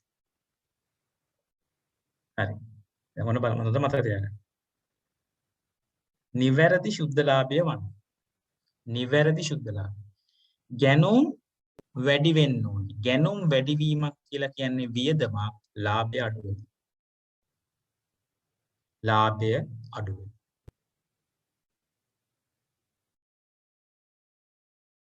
ගැනුම් වැඩි වෙනවා, ලාභය අඩු වෙනවා. ලද ආදායම් 2500ක් මුදල් පොතේ නිවැරදි සටහන් කර ඇතත් විවිධ වියදම් 5000 දෙස හර කර තිබෙනවා. විවිධ වියදම් වලින් ඒක ගැලවෙනවා. ඒ කියන්නේ වියදම් ගැලවීමක් කියලා කියන්නේ ලාභය වැඩි වෙනවා. ඊට අමතරව ලද ආදායම් 2500 සටහන් කරන්නත් විවිධ වියදම් ගැලවෙනවා, ලද ආදායම් ටික එකතු. දුන් වට්ටම් 4500ක් ලද වට්ටම් ගිණුමට 450ක් ලෙස බැර. ලද වට්ටම් ගැලවෙනවා. ඒ කියන්නේ ලාභය අඩු වෙනවා. දුන් වට්ටම් ගිණුම් ගත කරන්නේ. දුන් වට්ටම් කියන්නේ වියදම, ලාභය අඩු වෙනවා.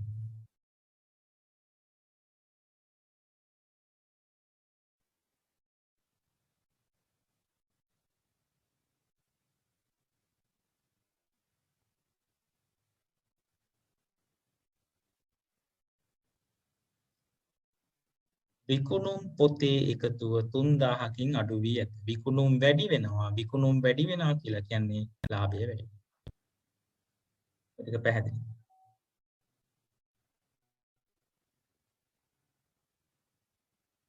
ඒකට බලන්න.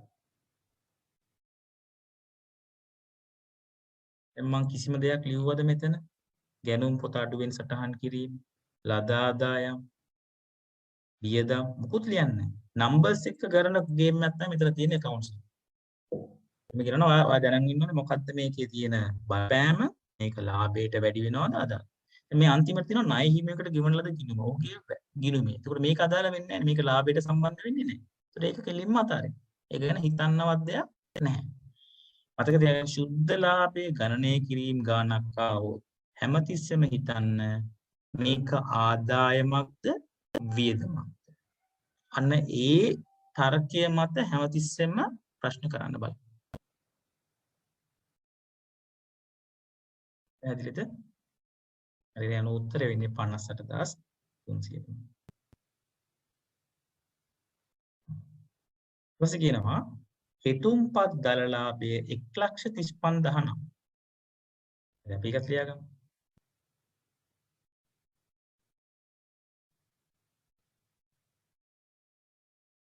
1,35,000.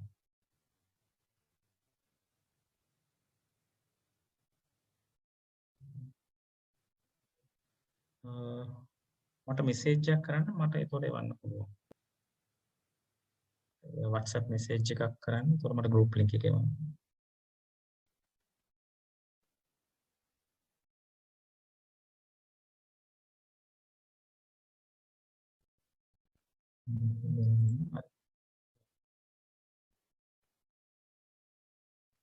ඉන්ද 77 222 666.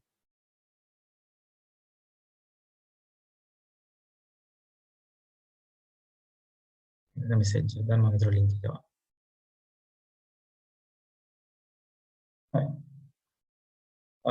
දල ලාභය 135. ඒතර දල ලාභය කොහොමද ජස් වෙන්නේ? දල ලාභය ජස් වෙනවා කියලා කියන්නේ එක්කෝ විකුණුම් වෙනස් වීමක්, ගැනුම් වෙනස් වීමක්, ආපසු යොමු ඉනේ මේ කුලිය යන ආදී වශයෙන් තමයි ඇඩ්ජස්ට්මන්ට් එකට එනවා නම් එන්නේ. හරිද? මෙතන තියෙනවා ගැනුම් පොත 15000ක් අඩුයි. එතකොට ලාභයට මොකද්ද වෙන්නේ? මෙන්න මෙතන තියෙන මෙන්න මේ ෆිගර් එක ගන්න. ඍණ 15000. තුන් වට්ටම් අදාළ නැහැ. ලද ආදායම අදාළ නැහැ. විකුණුම් පොත 3000කින් අඩු වී ඇත. 3000 ඒක උත්තරය.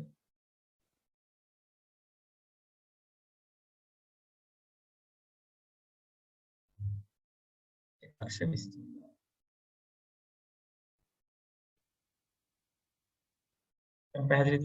අනවශ්‍ය වැල් වට අරන් ලියන්න යන්න එපා එක්සෑම් එකේදී නම්බර්ස් එක්ක ගේම් එක ප්ලේ කරන්න. ඒක තමයි. හරි. මම ඔයගොල්ලන්ට විනාඩි 3ක් විතර දෙන්නම්. මේ ගාන ඉතා හොඳ ගානක්. 14 ගාන කරන්න. 14 වෙනි ගාන.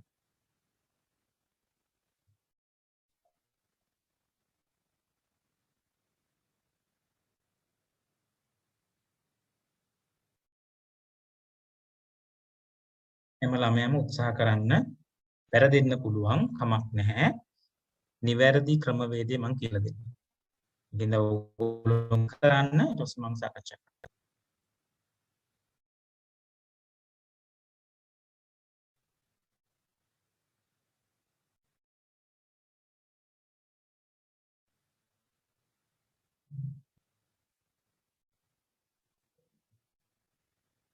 ඔය විතර නම්බර එකකට කතා කරන්න පුළුවන්.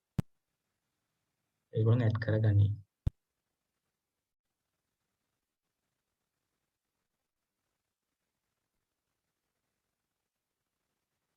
මෙතන ඔයගොල්ලන්ට Google form එකක් එවලා ඇති. ඒ form එක fill කරන්න. එතකොට ඒ WhatsApp group එකට join වෙන්න පුළුවන්.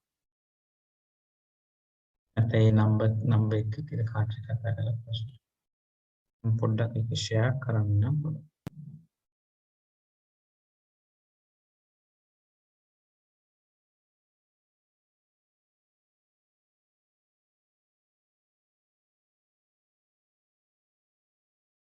මට මෙසේජ් එකක් ආවා 077යි 122යි 666යි 9 ලින්ක් එක ඔයගොල්ලෝ group එකට දාන්න 077යි 222යි 666යි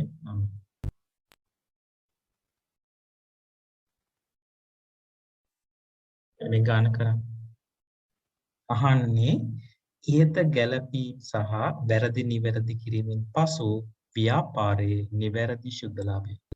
ශුද්ධලාභය කියද්දි මොනවද ඇඩ්ජස්ට් කරන්න ඕනේ? ආදායමක් තියෙනවා නම් ඒක වැරදිලා තියෙනවා නම් ඒක නිවැරදි කරන්න ඕනේ. වියදමක් තියෙනවා නම් ඒක වැරදිලා තියෙනවා නම් ඒක නිවැරදි කරන්න ඕනේ. අපි හිතමුකෝ වත්කම් වගකීම් සම්බන්ධ දෙයක් නේද මුදල් ගෙවීම මුදල් ලැබීම සටහන් කරන ඒවා අදාළ වෙන්නේ නැහැ. ඒවා ලාභයට හෝ අලාභය මේ ආදායමට හෝ වියදමට සම්බන්ධයක් නැහැ. හැමතිස්සෙම මේක ඔළුවේ තියාගන්න.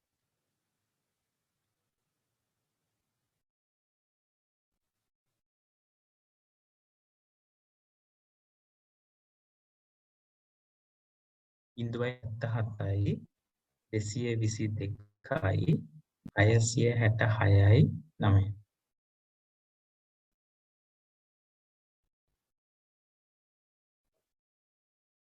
මේ ගන්න හොඳට කරන්න.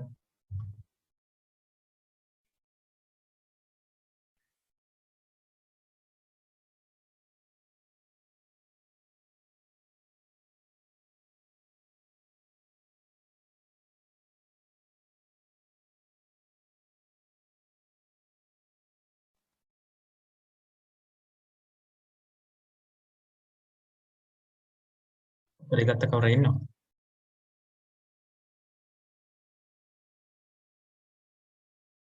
ඔයගොල්ලෝ හැමතිස්සෙම බලන්න එක එක જાතිය ගණන් කරන්න. එකම ගණන් කරන්න යන්න එපා. මේ දවස්වල ඔයගොල්ලෝ එක්සෑම් එකට accounts practice කරනවා නම් සමහර ළමයි කරන දෙයක් තමයි හවුල් ව්‍යාපාර කරනවා නම් හවුල් ව්‍යාපාර වල ඔක්කොම ගණන් ටික ඔක්කොම pass papers ටික එක දිගට ඇදලා. ඒක වැඩක් නෙවෙයි. ඒ approach එක වැරදි. මොකද එක්සෑම් එකේදී හවුල් ගණන් 10ක් ඉන්නේ නැහැ. එක්සෑම් එකේ ඉන්නේ එක එක જાතිය ගණන්. හැමතිස්සෙම ඔයගොල්ලෝ මන් දන්නේ ඉස්කෝලවල එක්සෑම් papers එකල papers කරලා තියෙනවද කියලා ඔයගොල්ලෝගේ approach එක වෙන්නේ දැන් පාඩම් කරන්න කාලයක් නැහැ. ප්‍රමිත වගේ දේවල් සම්බන්ධයෙන් යම් ආකාරයක ටයිම් එකක් තියාගන්න පාඩම් කරන්න. නමුත් මම නම් කරන්නේ මට අයිලන්ඩ් රෑන්ක් එකක් ගන්න ඕන නම් කරන්නේ පාස් papers, model papers ඒ ඔක්කොම කරන්න. ඒක තමයි ස්ට්‍රැටජි. මොකද ඒ කරන පන්නරය තුලින් තමයි ඔයගොල්ලන්ට හොඳ ලෙවල් එකකට යන්න පුළුවන්. අනිකේ පැය 3ක් අරගෙන paper 2 එක කරන්න, පැය 2ක් අරගෙන paper 1 එක කරන්න බලන්න. හුඟක් වෙලාවට fresh mind එකේ කියන්නේ 9 12 තමයි සාමාන්‍ය papers තියෙන්නේ. 9 11 9 12 බොහෝ විට ඒ time period එක papers ටික තනියම exam condition එක කියන exam වාතාවරණයක් ඇතුළත ඔයා මනසින් මවාගෙන මම මේ exam එක කරනවා කියලා ඒ practice එක කරන්න. ඒ practice එක තමයි වැදගත්. ඒ practice එක තමයි ඔයගොල්ලන්ට exam එකේදී ඒ හුරුව තියෙන්න ඕන. ඒ හුරුව තමයි වැදගත්. calculator එක හැමතිස්සෙම use කරන්න මනෝමයෙන් ගණන් හදන්න යන්න එපා. මොකද calculators දීලා තියෙනවා ඒ අවස්ථාව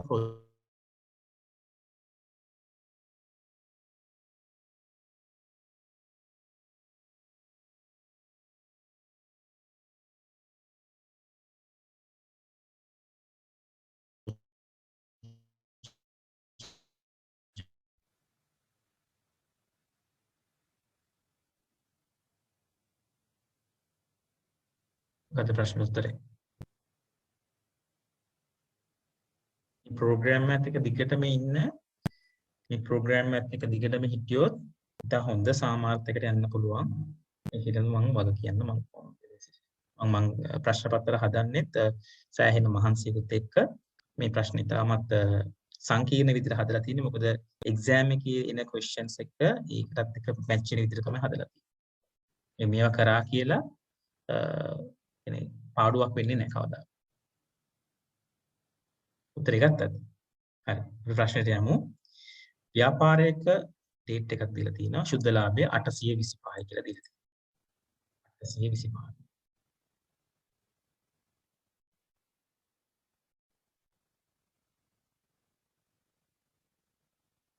825 ශුද්ධ ලාභය. හරිද? ඉතින් කියනවා අවසාන තොගය 20කින් අවතක්සේරු වී ඇත.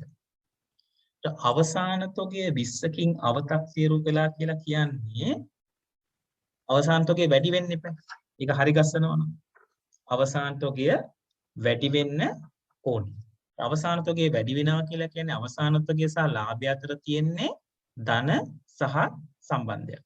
ඒකට එකතු කරන්න 20ක්.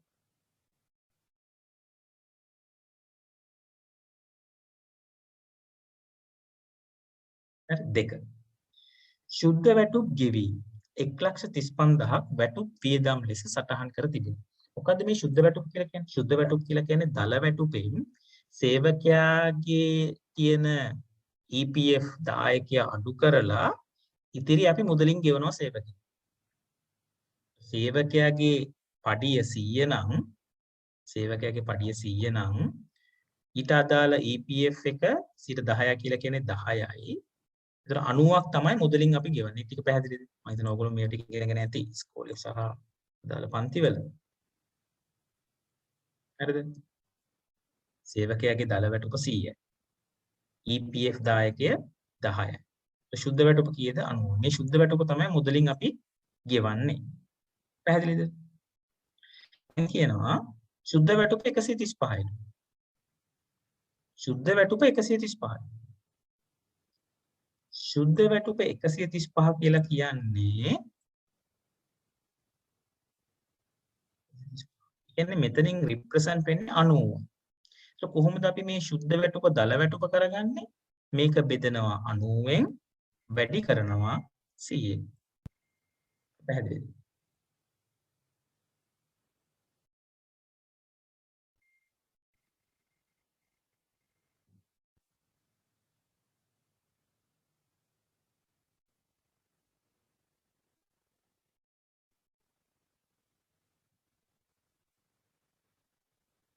හරිද?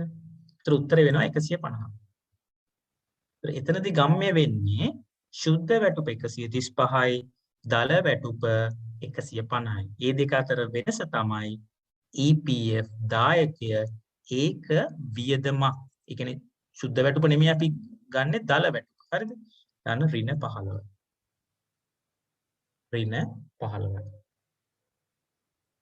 ඍණ 15යි. ඒ කියන්නේ EPF දායකය. EPF දායකය කියලා කියන්නේ දල වැටුප තමයි අපි වියදමක් ලෙස ගන්න ශුද්ධ වැටුප නෙමෙයි. හරිද? ඊට අමතරව සේවයාගේ EPF දායකයක් ගන්න. ඒ කියන්නේ ආයතනය EPF දායකය. ආයතනයේ EPF දායකය අපි කොහොමද ගන්නෙ? දල වැටුප 150 වැඩි කරන්න දල වැටුප 150 වැඩි කරන්න 115. දල වැටුප 150 වැඩි කරන්න 115.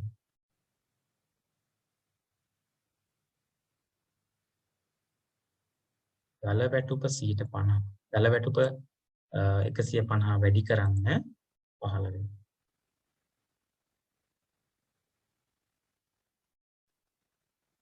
ඉදුම්පත් ලාභයේ 825යි. ඔග අවසාන තොගේ වැඩිවීම 20යි. EPF සේවක දායකය 15යි. EPF සේව්‍ය දායකය 22.5. ඔය ටික ටැලි කරන්න.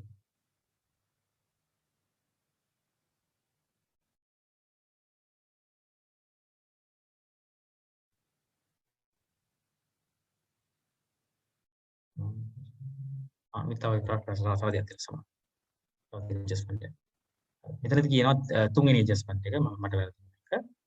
තුන්වෙනි adjustment එක කියනවා ගෙවන ලද 2019 3.31 ගෙවන ලද ගොඩනැගිලි වර්ණ ගැන්වීම් වියදම් 200ක් ගොඩනැගිලි ගිණුමේ සටහන් කර ඇත. වියදමක් වත්කමක් වෙලා. ඒක වැරදි. වර්ණ ගැන්වීම කියලා කියන්නේ අයබාර වියදමක්. ඒක ඇවිල්ලා වාර්ෂික දරන වියදමක්. ඒ තුලින් ව්‍යාපාරයේ වත්කම වලගේ වැඩි වෙන්නේ නැහැ. ඵලදායී ජීව කාලය වැඩි වෙන්නේ නැහැ. ඒක අපිට කැපිටලයිස් කරන්න බෑ. ඒ අනුව ඍණ 200ක් දාන්න මෙතන.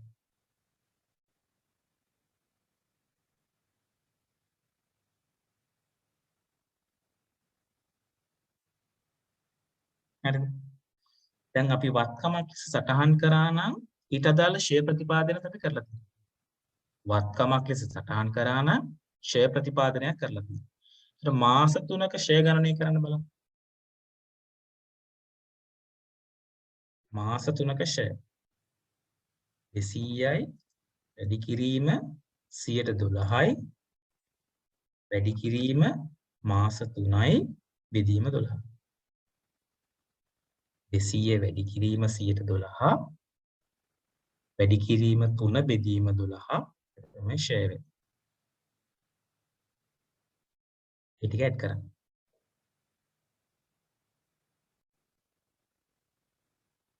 ඊට උත්තරේ.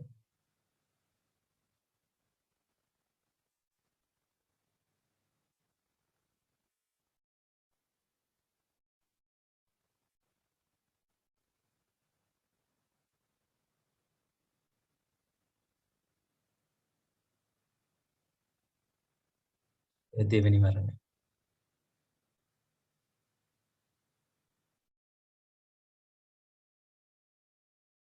දෙවෙනි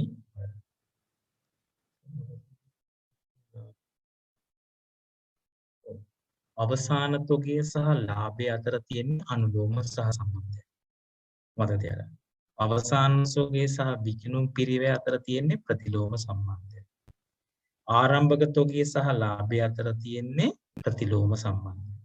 ආරම්භක තොගය සහ විකුණුම් පිරිවැය අතර තියෙන්නේ අනුලෝම සම්බන්ධය. ඒවා ටික ඔළුවේ ධාරණය කරගෙන යන්න ඒවා හුඟක් වෙලාවට ටෙස්ට් වෙන්න පුළුවන්.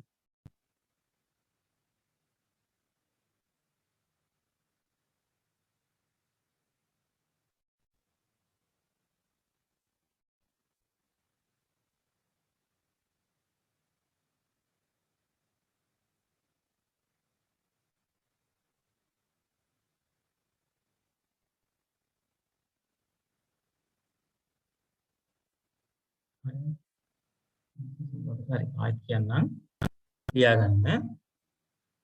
අවසාන තොගය සහ ලාභය අනුලෝම සහ සම්බන්ධය. අවසාන තොගය සහ ලාභය අනුලෝම සම්බන්ධය. අවසාන තොගය සහ විකුණුම් පිරිවැය ප්‍රතිලෝම. ප්‍රතිලෝම කියලා කියන්නේ එකක් වැඩි වෙද්දී අනික එක අඩු. ලියන්න. ආරම්භක තොගය සහ ලාභය ප්‍රතිලෝම. ආරම්භක තොගය සහ විකුණුම් පිරිවැය අනුලෝම.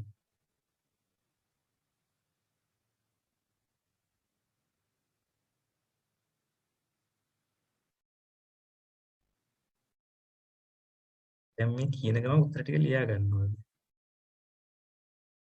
එවන්න කියන්නේ මම එවන්න එක ප්‍රශ්න නමුත් මේ කියද්දි උත්තර ටික ලියා ගන්න පුළුවන් නම් ඒතර ඒ ලියන ටික ඔලුවට යනවා. හරිද? හරි මම එවන්න. හරි 15 වෙනි ප්‍රශ්නේ කියවන්න උත්තරේ.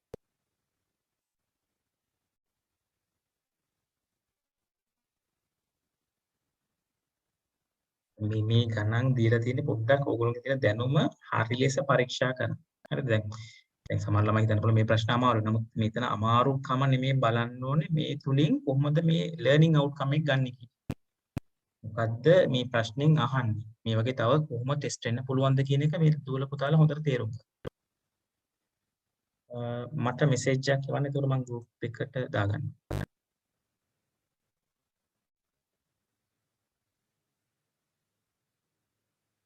හරිද? හරි. අංක 15 කරන්න.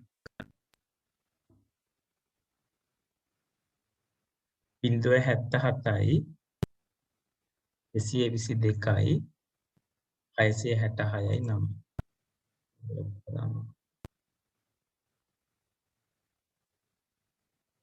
දැන් හරිද? පේනවද?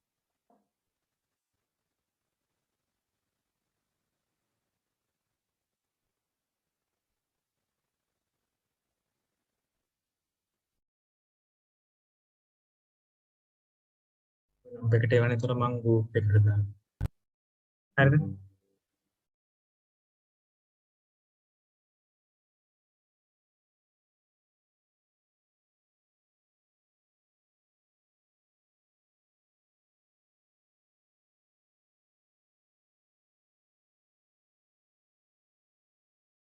ප්‍රශ්න 15 කරන්න. උත්සාහ කරන්න. වැරදුනට කමක් නැහැ. උත්සාහ කරන්න. ඒ උත්සාහය තමයි වැදගත් වෙන්නේ. මේ ගාන ආයි දෙන්නත් පුළුවන් නොවෙන්නත් පුළුවන්. එක එක විදිහට ටෙස්ට් වෙන්න පුළුවන්. ඒ උත්සාහ කරන්න කොහොමද ඔයක් කරන්නේ කියන්නේ.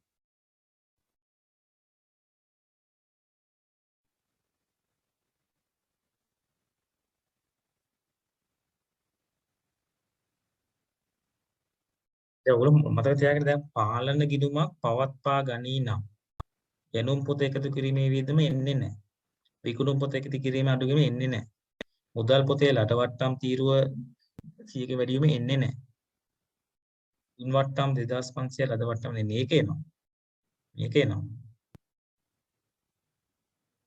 ත්‍රිපාලට කියු 1500 රන්නින් නැත් මේක එන්නේත් නැහැ. මොකද මේල ඉන්ඩිවිජුවල් එක මේල තනි ගිණුමක්. පාලන ගිණුමේදී අපි කල්පනා කරන්නේ ණයගති පාලන ගිණුම් සහ ණය හිමි පාලන ගිණුම්. ඒතර දැන් මේ ඔක්කොම අනවශ්‍ය දේවල්. තේරෙනවද? දැන් ඒතර හුඟක් ළමයි කරන්නේ දැන් මේක හරි ගස්ස ඉන්නවා. ඔයා බලන්න ඕනේ මොකක්ද අහන ප්‍රශ්නේ. පාලන ගිණුමක් පවත්වා ගනී නම්. ඒතර අදාළ ඒක ගත්තා ඒක ජස් කර අනික් ඒවා ටික අතහැරියා. ඕගොල්ලෝ ස්මාර්ට් වෙන්න ඕනේ. පස් යන්න හැමෝටම බෑ. අයිලන්ඩ් රෑන්ක් එකක් ගන්න හැමෝටම බෑ. මං යන කාලේ මගේ ටාගට් එක තිබ්බ මුල් 10ට එන්න ඕනේ කියලා ඒ 10ට ආවා. හරි ඒ ටාගට් එක තියෙන්න ඕනලු. ඒ ටාගට් එක තමයි වැදගත්. මේ ටාගට් එක තමයි ඔයාව ඩ්‍රයිව් කරන්නේ. ඒ ලෙවල්ස් වල. ඒකට ඒ ටාගට් එකට යනවා නම් ඔයා ස්මාර්ට් වෙන්න. ඔයා ගාන කියවද්දිම ඔයා දැනගන්නවා මේ මුල් හතර අදාළ නැහැ. ඒතර මුල් හතර අදාළ නැහැ කියලා කියන්නේ අනික් ළමයි මේවා කියව දඟලද්දී ඔයා මේකෙන් උත්තරේ අරගෙනත් ඉවරයි. පැහැදිලිද? අන්න ඒ වගේ ටෙක්නික්ස් වලට යන්න බලන්න.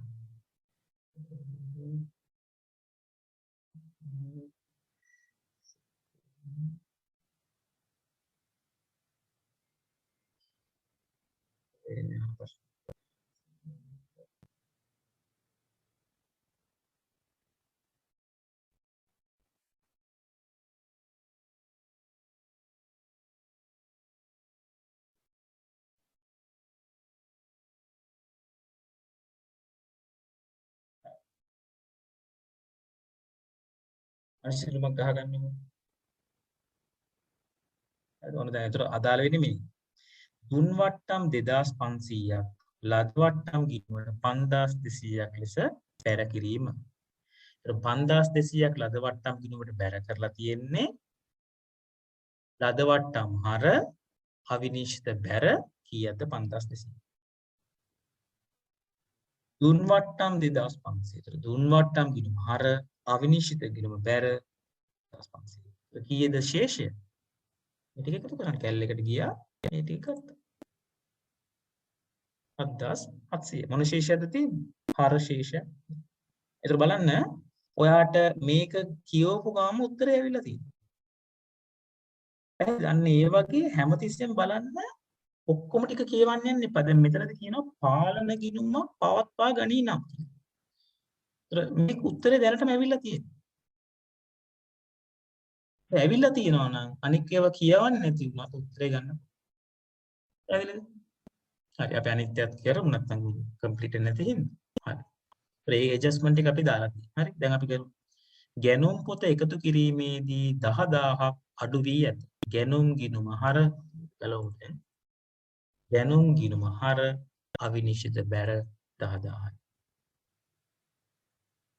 ඔයා හිතින් ගන්න එක. හැමතිස්සෙම හිතින් මනෝමය වශයෙන් උත්තරේ දකින්න. දැකලා account එකට දාන්න එච්චරයි කරන්න. දැන් මට ආයි ගැණුම් ගිණුමක් අඳින්න අවශ්‍ය නැහැ. පැහැදිලිද? විකුණුම් පොත එකතු කිරීමේදී 2500ක් අඩු වී ඇත. විකුණුම් ගිණුම බැර අවිනිශ්චිත හර 2500. මුදල් පොතේ ලද වට්ටම් තීරුව 1000කින් වැඩි වී ඇත. ලද වට්ටම් හර අවිනිශ්චිත බැර. ලද වට්ටම් හර අවිනිශ්චිත බැර. සිරිපාලට ගෙවූ 15000ක් සිරිපාලගේ ගිණුමේ 1500ක් ලෙස හරට සටහන් හිමියන්ට ගෙවලා තිනවා. ණය හිමියන්ට ගෙවුවා මේක හරට සටහන් වෙන්න ඕනේ. 15000 වෙනුවට ලියලා තියෙන්නේ 1500. සිරිපාල ගිණුම හර වෙනවා 13500ක්. අවිනිශ්චිත බැර වෙනවා 13500.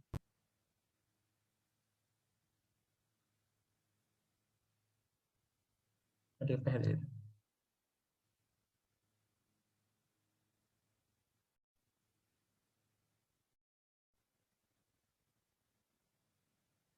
ඊට කැලේ කරා මේ ටික ගත්තා. 20200න් අඩු කරන්න.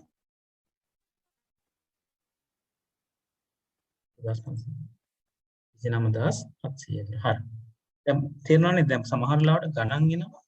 මේකෙන්ම උත්තරේ ගොඩ දා ගන්න පුළුවන්. සමහර ලාවට හරි සාමාන්‍ය ඉරියවලදී මේ වගේ අංශ දෙක තුනක් තියෙන පුළුවන්. බලන්න අනිත් කියව ටික අදාළ. අදාළ ඇදිරිද? හරි. 16 වෙනි ගාන ඉතා හොඳ ස්ටෑන්ඩඩ් එකකට හදපු ගානක්. මම තනියම සැහෙන්න පර්සනලි හදපු ගානක්. මේ ගාන කරන්න. කොහොමද කරන්නේ?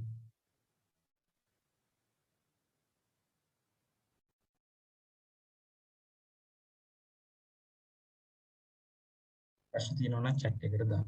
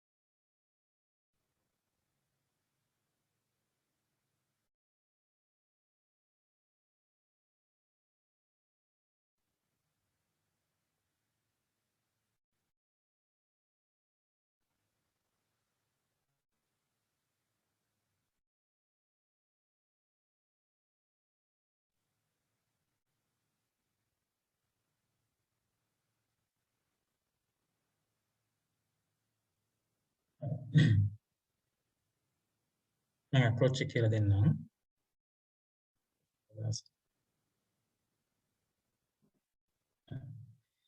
අහන්නේ ප්‍රශ්න ටික බලමු අපි. අහන්නේ 2014 12/31 දිනින් අවසන් වර්ෂය සඳහා ෂෙයාර් කියනවා ප්‍රත්‍යාකරණ සංචිතය. මිලියනයකට මිලියනයක් කියලා කියන්නේ 1000ක් කියලා ගමුකෝ.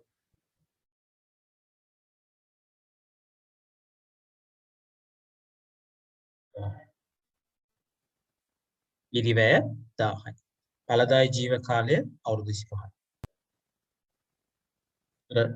වාර්ෂික ෂෙයා කීයද? මේක බෙදන්න 40. ඒක පැහැදිලිද?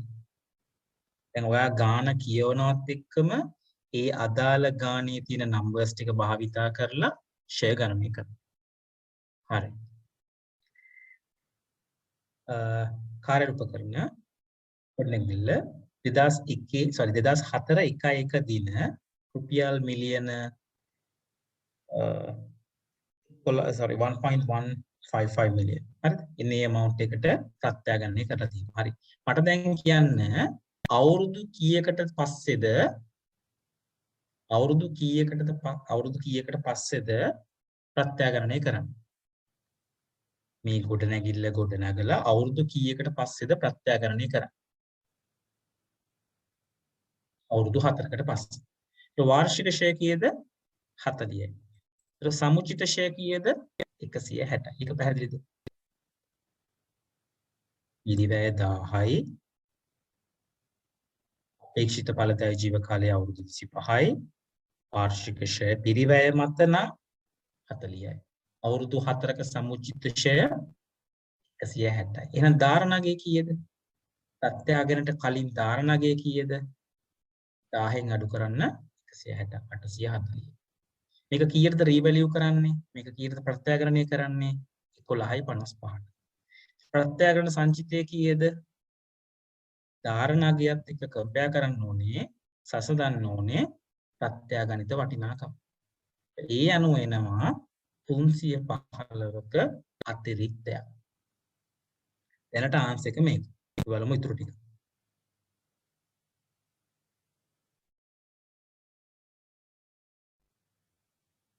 හරිද? හරි. මතක තියාගන්න දුවේ පුතේ ප්‍රත්‍යාගණනයක් සිදු වුණොත් වත්කමක ඒ ප්‍රත්‍යාගණයෙන් පසුව ෂෙයා ගණනය කරන්න ඕනේ ඒ ප්‍රත්‍යාගණිත වටිනාකමට. ප්‍රත්‍යාගණනයක් වුණොත් වත්කම් ප්‍රත්‍යාගණනයක් වුණොත් ඒ ප්‍රත්‍යාගණනට පසුව ෂෙයා ගණනය කරන්න ඕනේ ඒ අදාළ ප්‍රත්‍යාගණිත වටිනාකම මත. පැහැදිලිද? ඒතර ප්‍රත්‍යාගණනය ගණන් කවදද? අවුරුද්ද මුල 2004 ජනවාරි 1. එතකොට මුළු අවුරුදු ප්‍රමාණය කීයද? අවුරුදු 25යි. ඒ අවුරුදු 25න් අවුරුදු 4ක් ගෙවිලා තියෙනවා. ඒතර ඉතිරි පරදායි ජීව කාලය කීයද? අවුරුදු 21යි. ප්‍රත්‍යාගණිත වටිනාකම බෙදන්න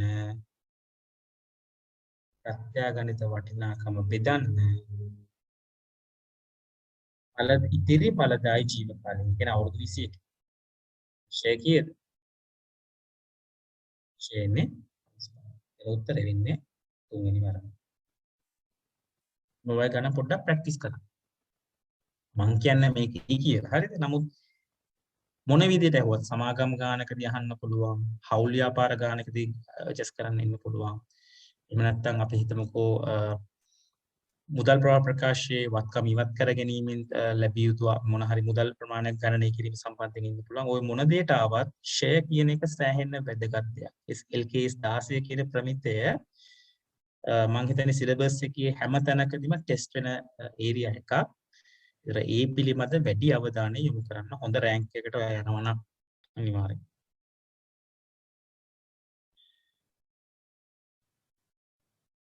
හරි. ප්‍රශ්න අංක 17ක් කරන්න. මම ඕන ටයිම් එක දෙන්න කරන්න. පුළුවන් තරම් කරන්න වැරදුනට කමක් නැහැ. මේක අමාරුම ප්‍රශ්නයක්.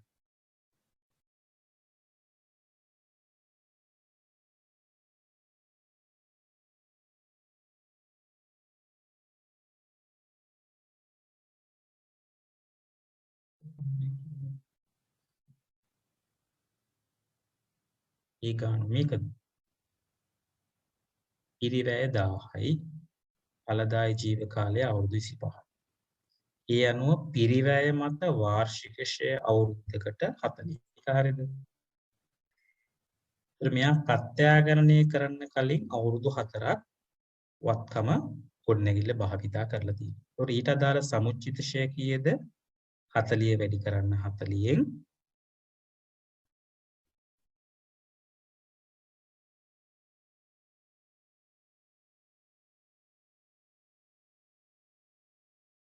දෙනවා ධාරණ වටිනාකම 870. මෙයා ප්‍රත්‍යාගණනය කරනවා 1155ට ඒ අනුව ප්‍රත්‍යාගණන සංචිතයක් එනවා අපිට 300. ප්‍රත්‍යාගණනයෙන් පසුව අපි ෂෙයා කරන්න ඕනේ ප්‍රත්‍යාගණිත වටිනාකම. ඉදිරි ඵලදායී ජීව කාලය භාවිත කරන. ඒතර ප්‍රත්‍යාගණිත වටිනාකම 1.55 බෙදන්න අවුරුදු 21කින් ඒ අනුව වාර්ෂික ෂෙයා subsequent to evaluation එනවා 55.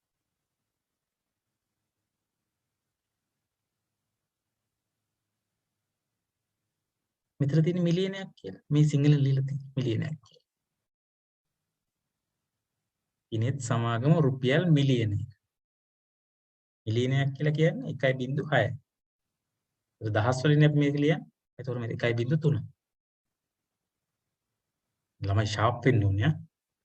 හරි. මෙතන මිලියනයක් කියලා සිංහලෙන් ලියලා තියෙනවා. හරි. 17 වෙනි ප්‍රශ්නේ කරන්න.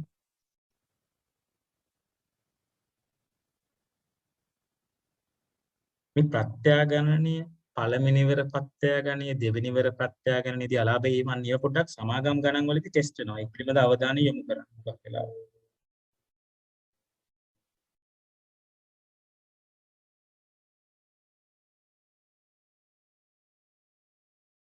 රාහත් වෙන ගානක.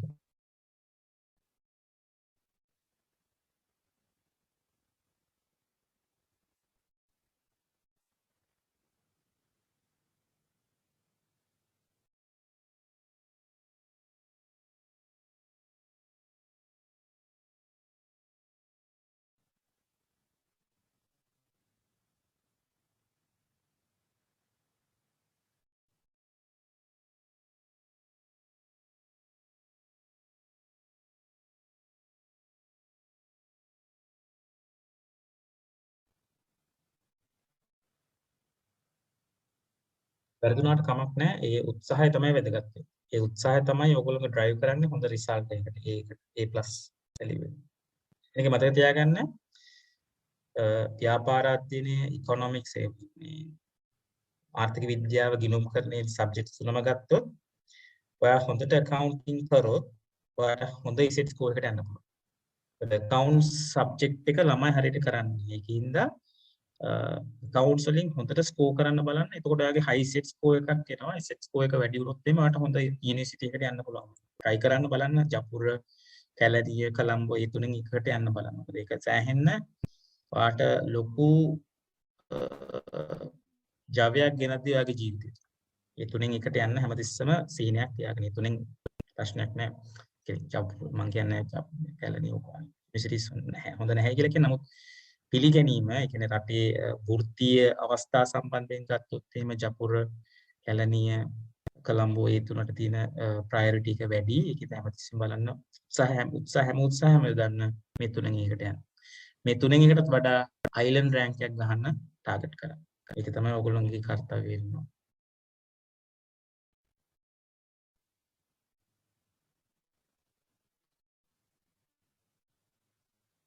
17 වෙනි ගාන කරන්න.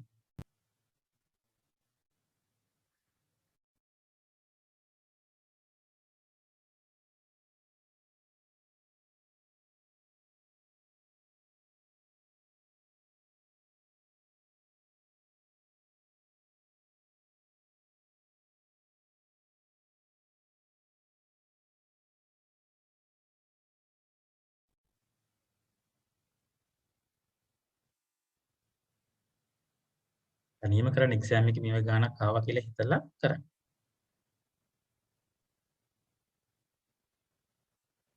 මොකද නැත්තම් මං කියලා දෙන එකම වැදගත් වෙන්නේ නැහැ. ඕගොල්ලෝ එක්සෑම් එක කරන්නේ මම නම් හුඟක් කල් එක්සෑම්ස් කරලා ඒ හින්දා ඕගොල්ලෝ අටෙම්ප්ට් කරන්න හැමතිස්සෙම.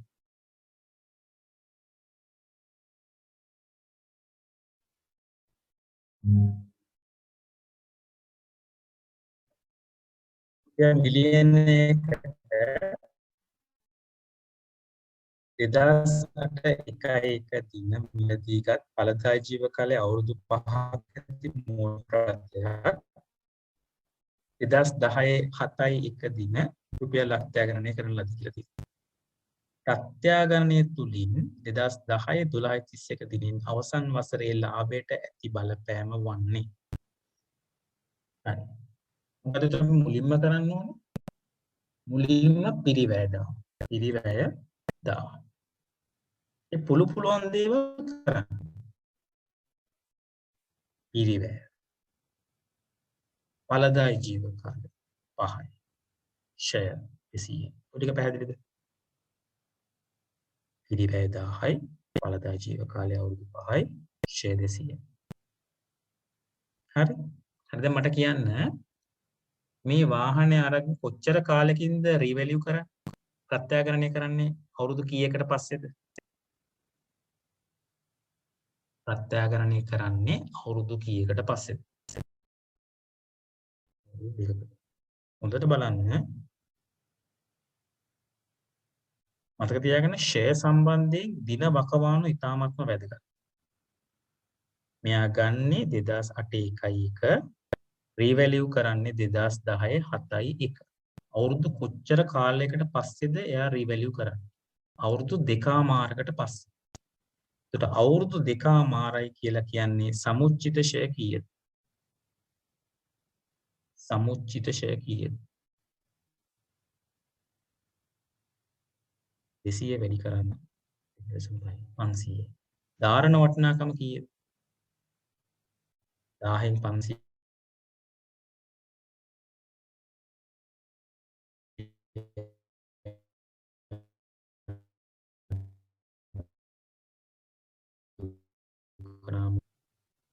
ඒක පැහැදිලිද? හරි. ඊර්ද ප්‍රත්‍යාගනනය කරන්නේ? ඊර්ද ප්‍රත්‍යාගනනය කරන්නේ 300. ධාරණ වටිනාකම 500යි. ප්‍රත්‍යාගනනය කරන්නේ ධාරණ වටිනාකමට වඩා අඩුව. ඒතරින් මොකද්ද? අලාභයක්. අලාභයක් තියෙනවා 200.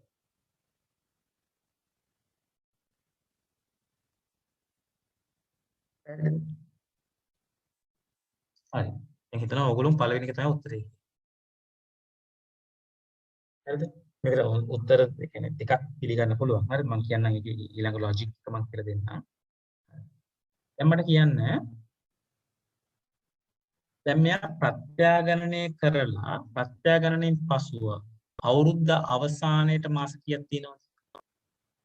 ප්‍රත්‍යාගනනය කරපු දා ඉඳන් වසර අවසානයේ කියන්නේ ගිණුම් වර්ෂ අවසාන තෙක් මාස කීයක් තියෙනවද? මාස 6යි. මාස 6ට ෂය කීයද? මේ මාස 6ට ෂය කීයද?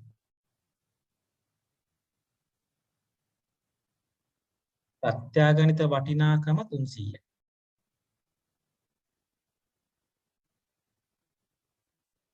ප්‍රත්‍යාගනිත වටිනාකම 300යි. හරිද? ඒ 300 අපි බෙදනවා ඉතිරි ඵලදායී ජීවකාලය. ඉතිරි ඵලදායී ජීවකාලය කීයද? අවුරුදු 2මාරයි. ඒක අපි බෙදමු. 20. කියන්නේ වාර්ෂික ෂය තියෙනවා 120. වාර්ෂික ෂය 120 නම් මාස 6 ෂය කීයද? 60. වාර්ෂික ෂය 120යි කියන්නේ subsequent to revaluation මාස 6 ෂය 60යි. මාස 6 ෂය 60යි. දැන් මට කියන්න පිරිවැයට ගත්තොත් හිතන්න පිරිවැයට ගත්තොත් මේ මාස 6 ෂය කීයද? පිරිවැයට ගත්තොත් මේ මාස 6 ෂය කීයද? පිරිවැයට ගත්තොත් අවුරුද්දට ෂය 200යි. මාස 6 ෂය 100යි.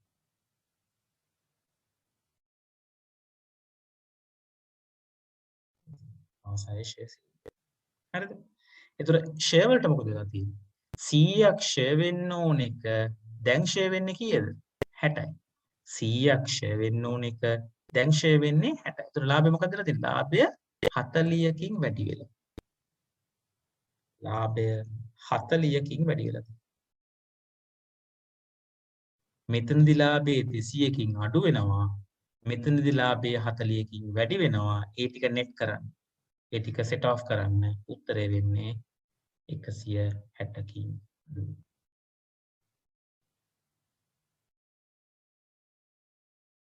A level stream එකේ මේකත් හරියන්න පුළුවන්. මේ දෙකටම answers answer ගන්න. මොකද සමහර තර්කානුකූලව ගත්තොත් සමහර ළමෙක් මේ answer එක දාන්නත් පුළුවන්. ඒතර ඒකත් උත්තරේ වෙනවා.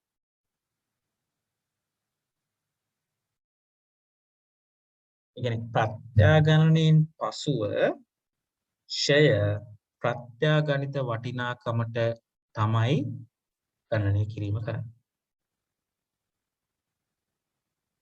ප්‍රත්‍යාගණිත වටිනාකම 300යි. ඉතිරි ඵලදායී ජීව කාලය අවුරුදු 2කමාරයි. ඒ අනුව වාර්ෂික ෂය තියෙනවා 160ක්. ප්‍රත්‍යාගණනයෙන් පසුව මාස 6ක ෂය තියෙනවා 60ක්. පිරිවැය මත මාස 6ක ෂය තියෙනවා 100ක්. ඒ අනුව ලාභය වැඩි වෙනවා 40ක්.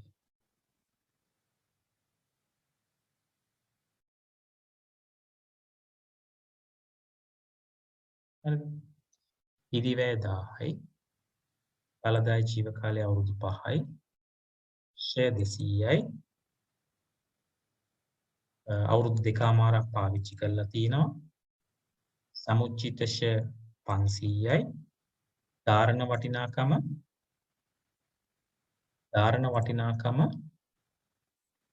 500ක් වෙනවා. 500ක එකක් රීවැලියු කරනවා 300කට. ඒ අනුව එනවා ලාභය අඩු වෙනවා 200.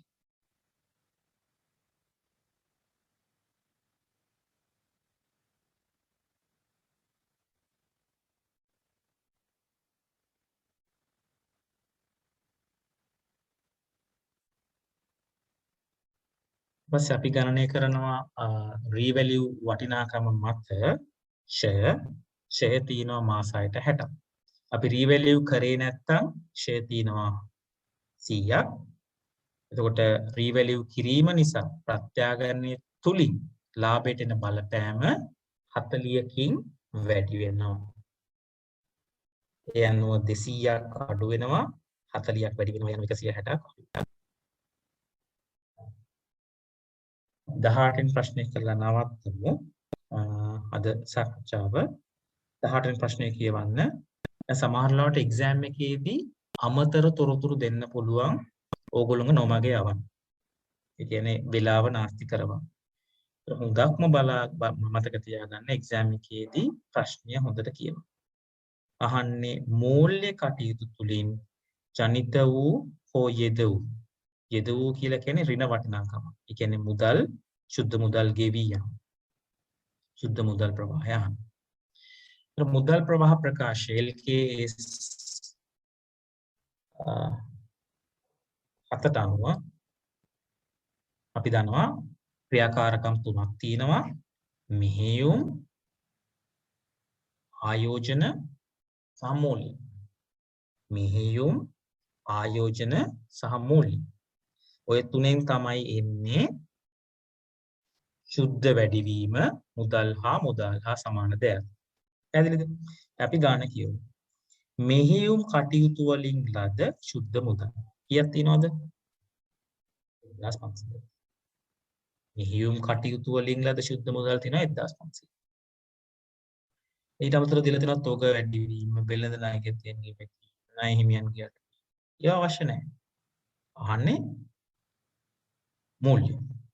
එසේ තියෙනවා මූල්‍ය කටයුතු සඳහා භාවිතා වූ සුද්ධ මුදල්. මූල්‍ය කටයුතු වලින් ආයෝජන කටයුතු වලින් භාවිතා වූ සුද්ධ මුදල්. ඒ කියන්නේ මුදල් ගලා යාම. ඒතර අපි දාමු ඍණ 500.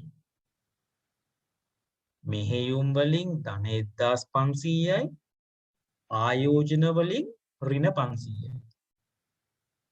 පැහැදිලිද? මුදල් හා සමාන ද. ඒ කියන්නේ අර තුනේම එකතුව. මෙහෙයුම්, ආයෝජන, මූල්‍ය කියන තුනේම එකතුව වෙනවා 200ක්. හරිද? ඒතර අහන්නේ මොකද්ද?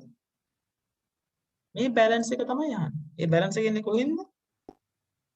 ඒ බැලන්ස් එක එන්නේ මූල්‍ය වලින්. මෙහෙයුම් වල 1500ක් ගන්න. ආයෝජන ඍණ 500. එතකොට මේ දෙක නෙට් කරාම කීයක් එනවද? 1000ක් එනවා. මේ 1000 200 වෙලා තියෙනවා.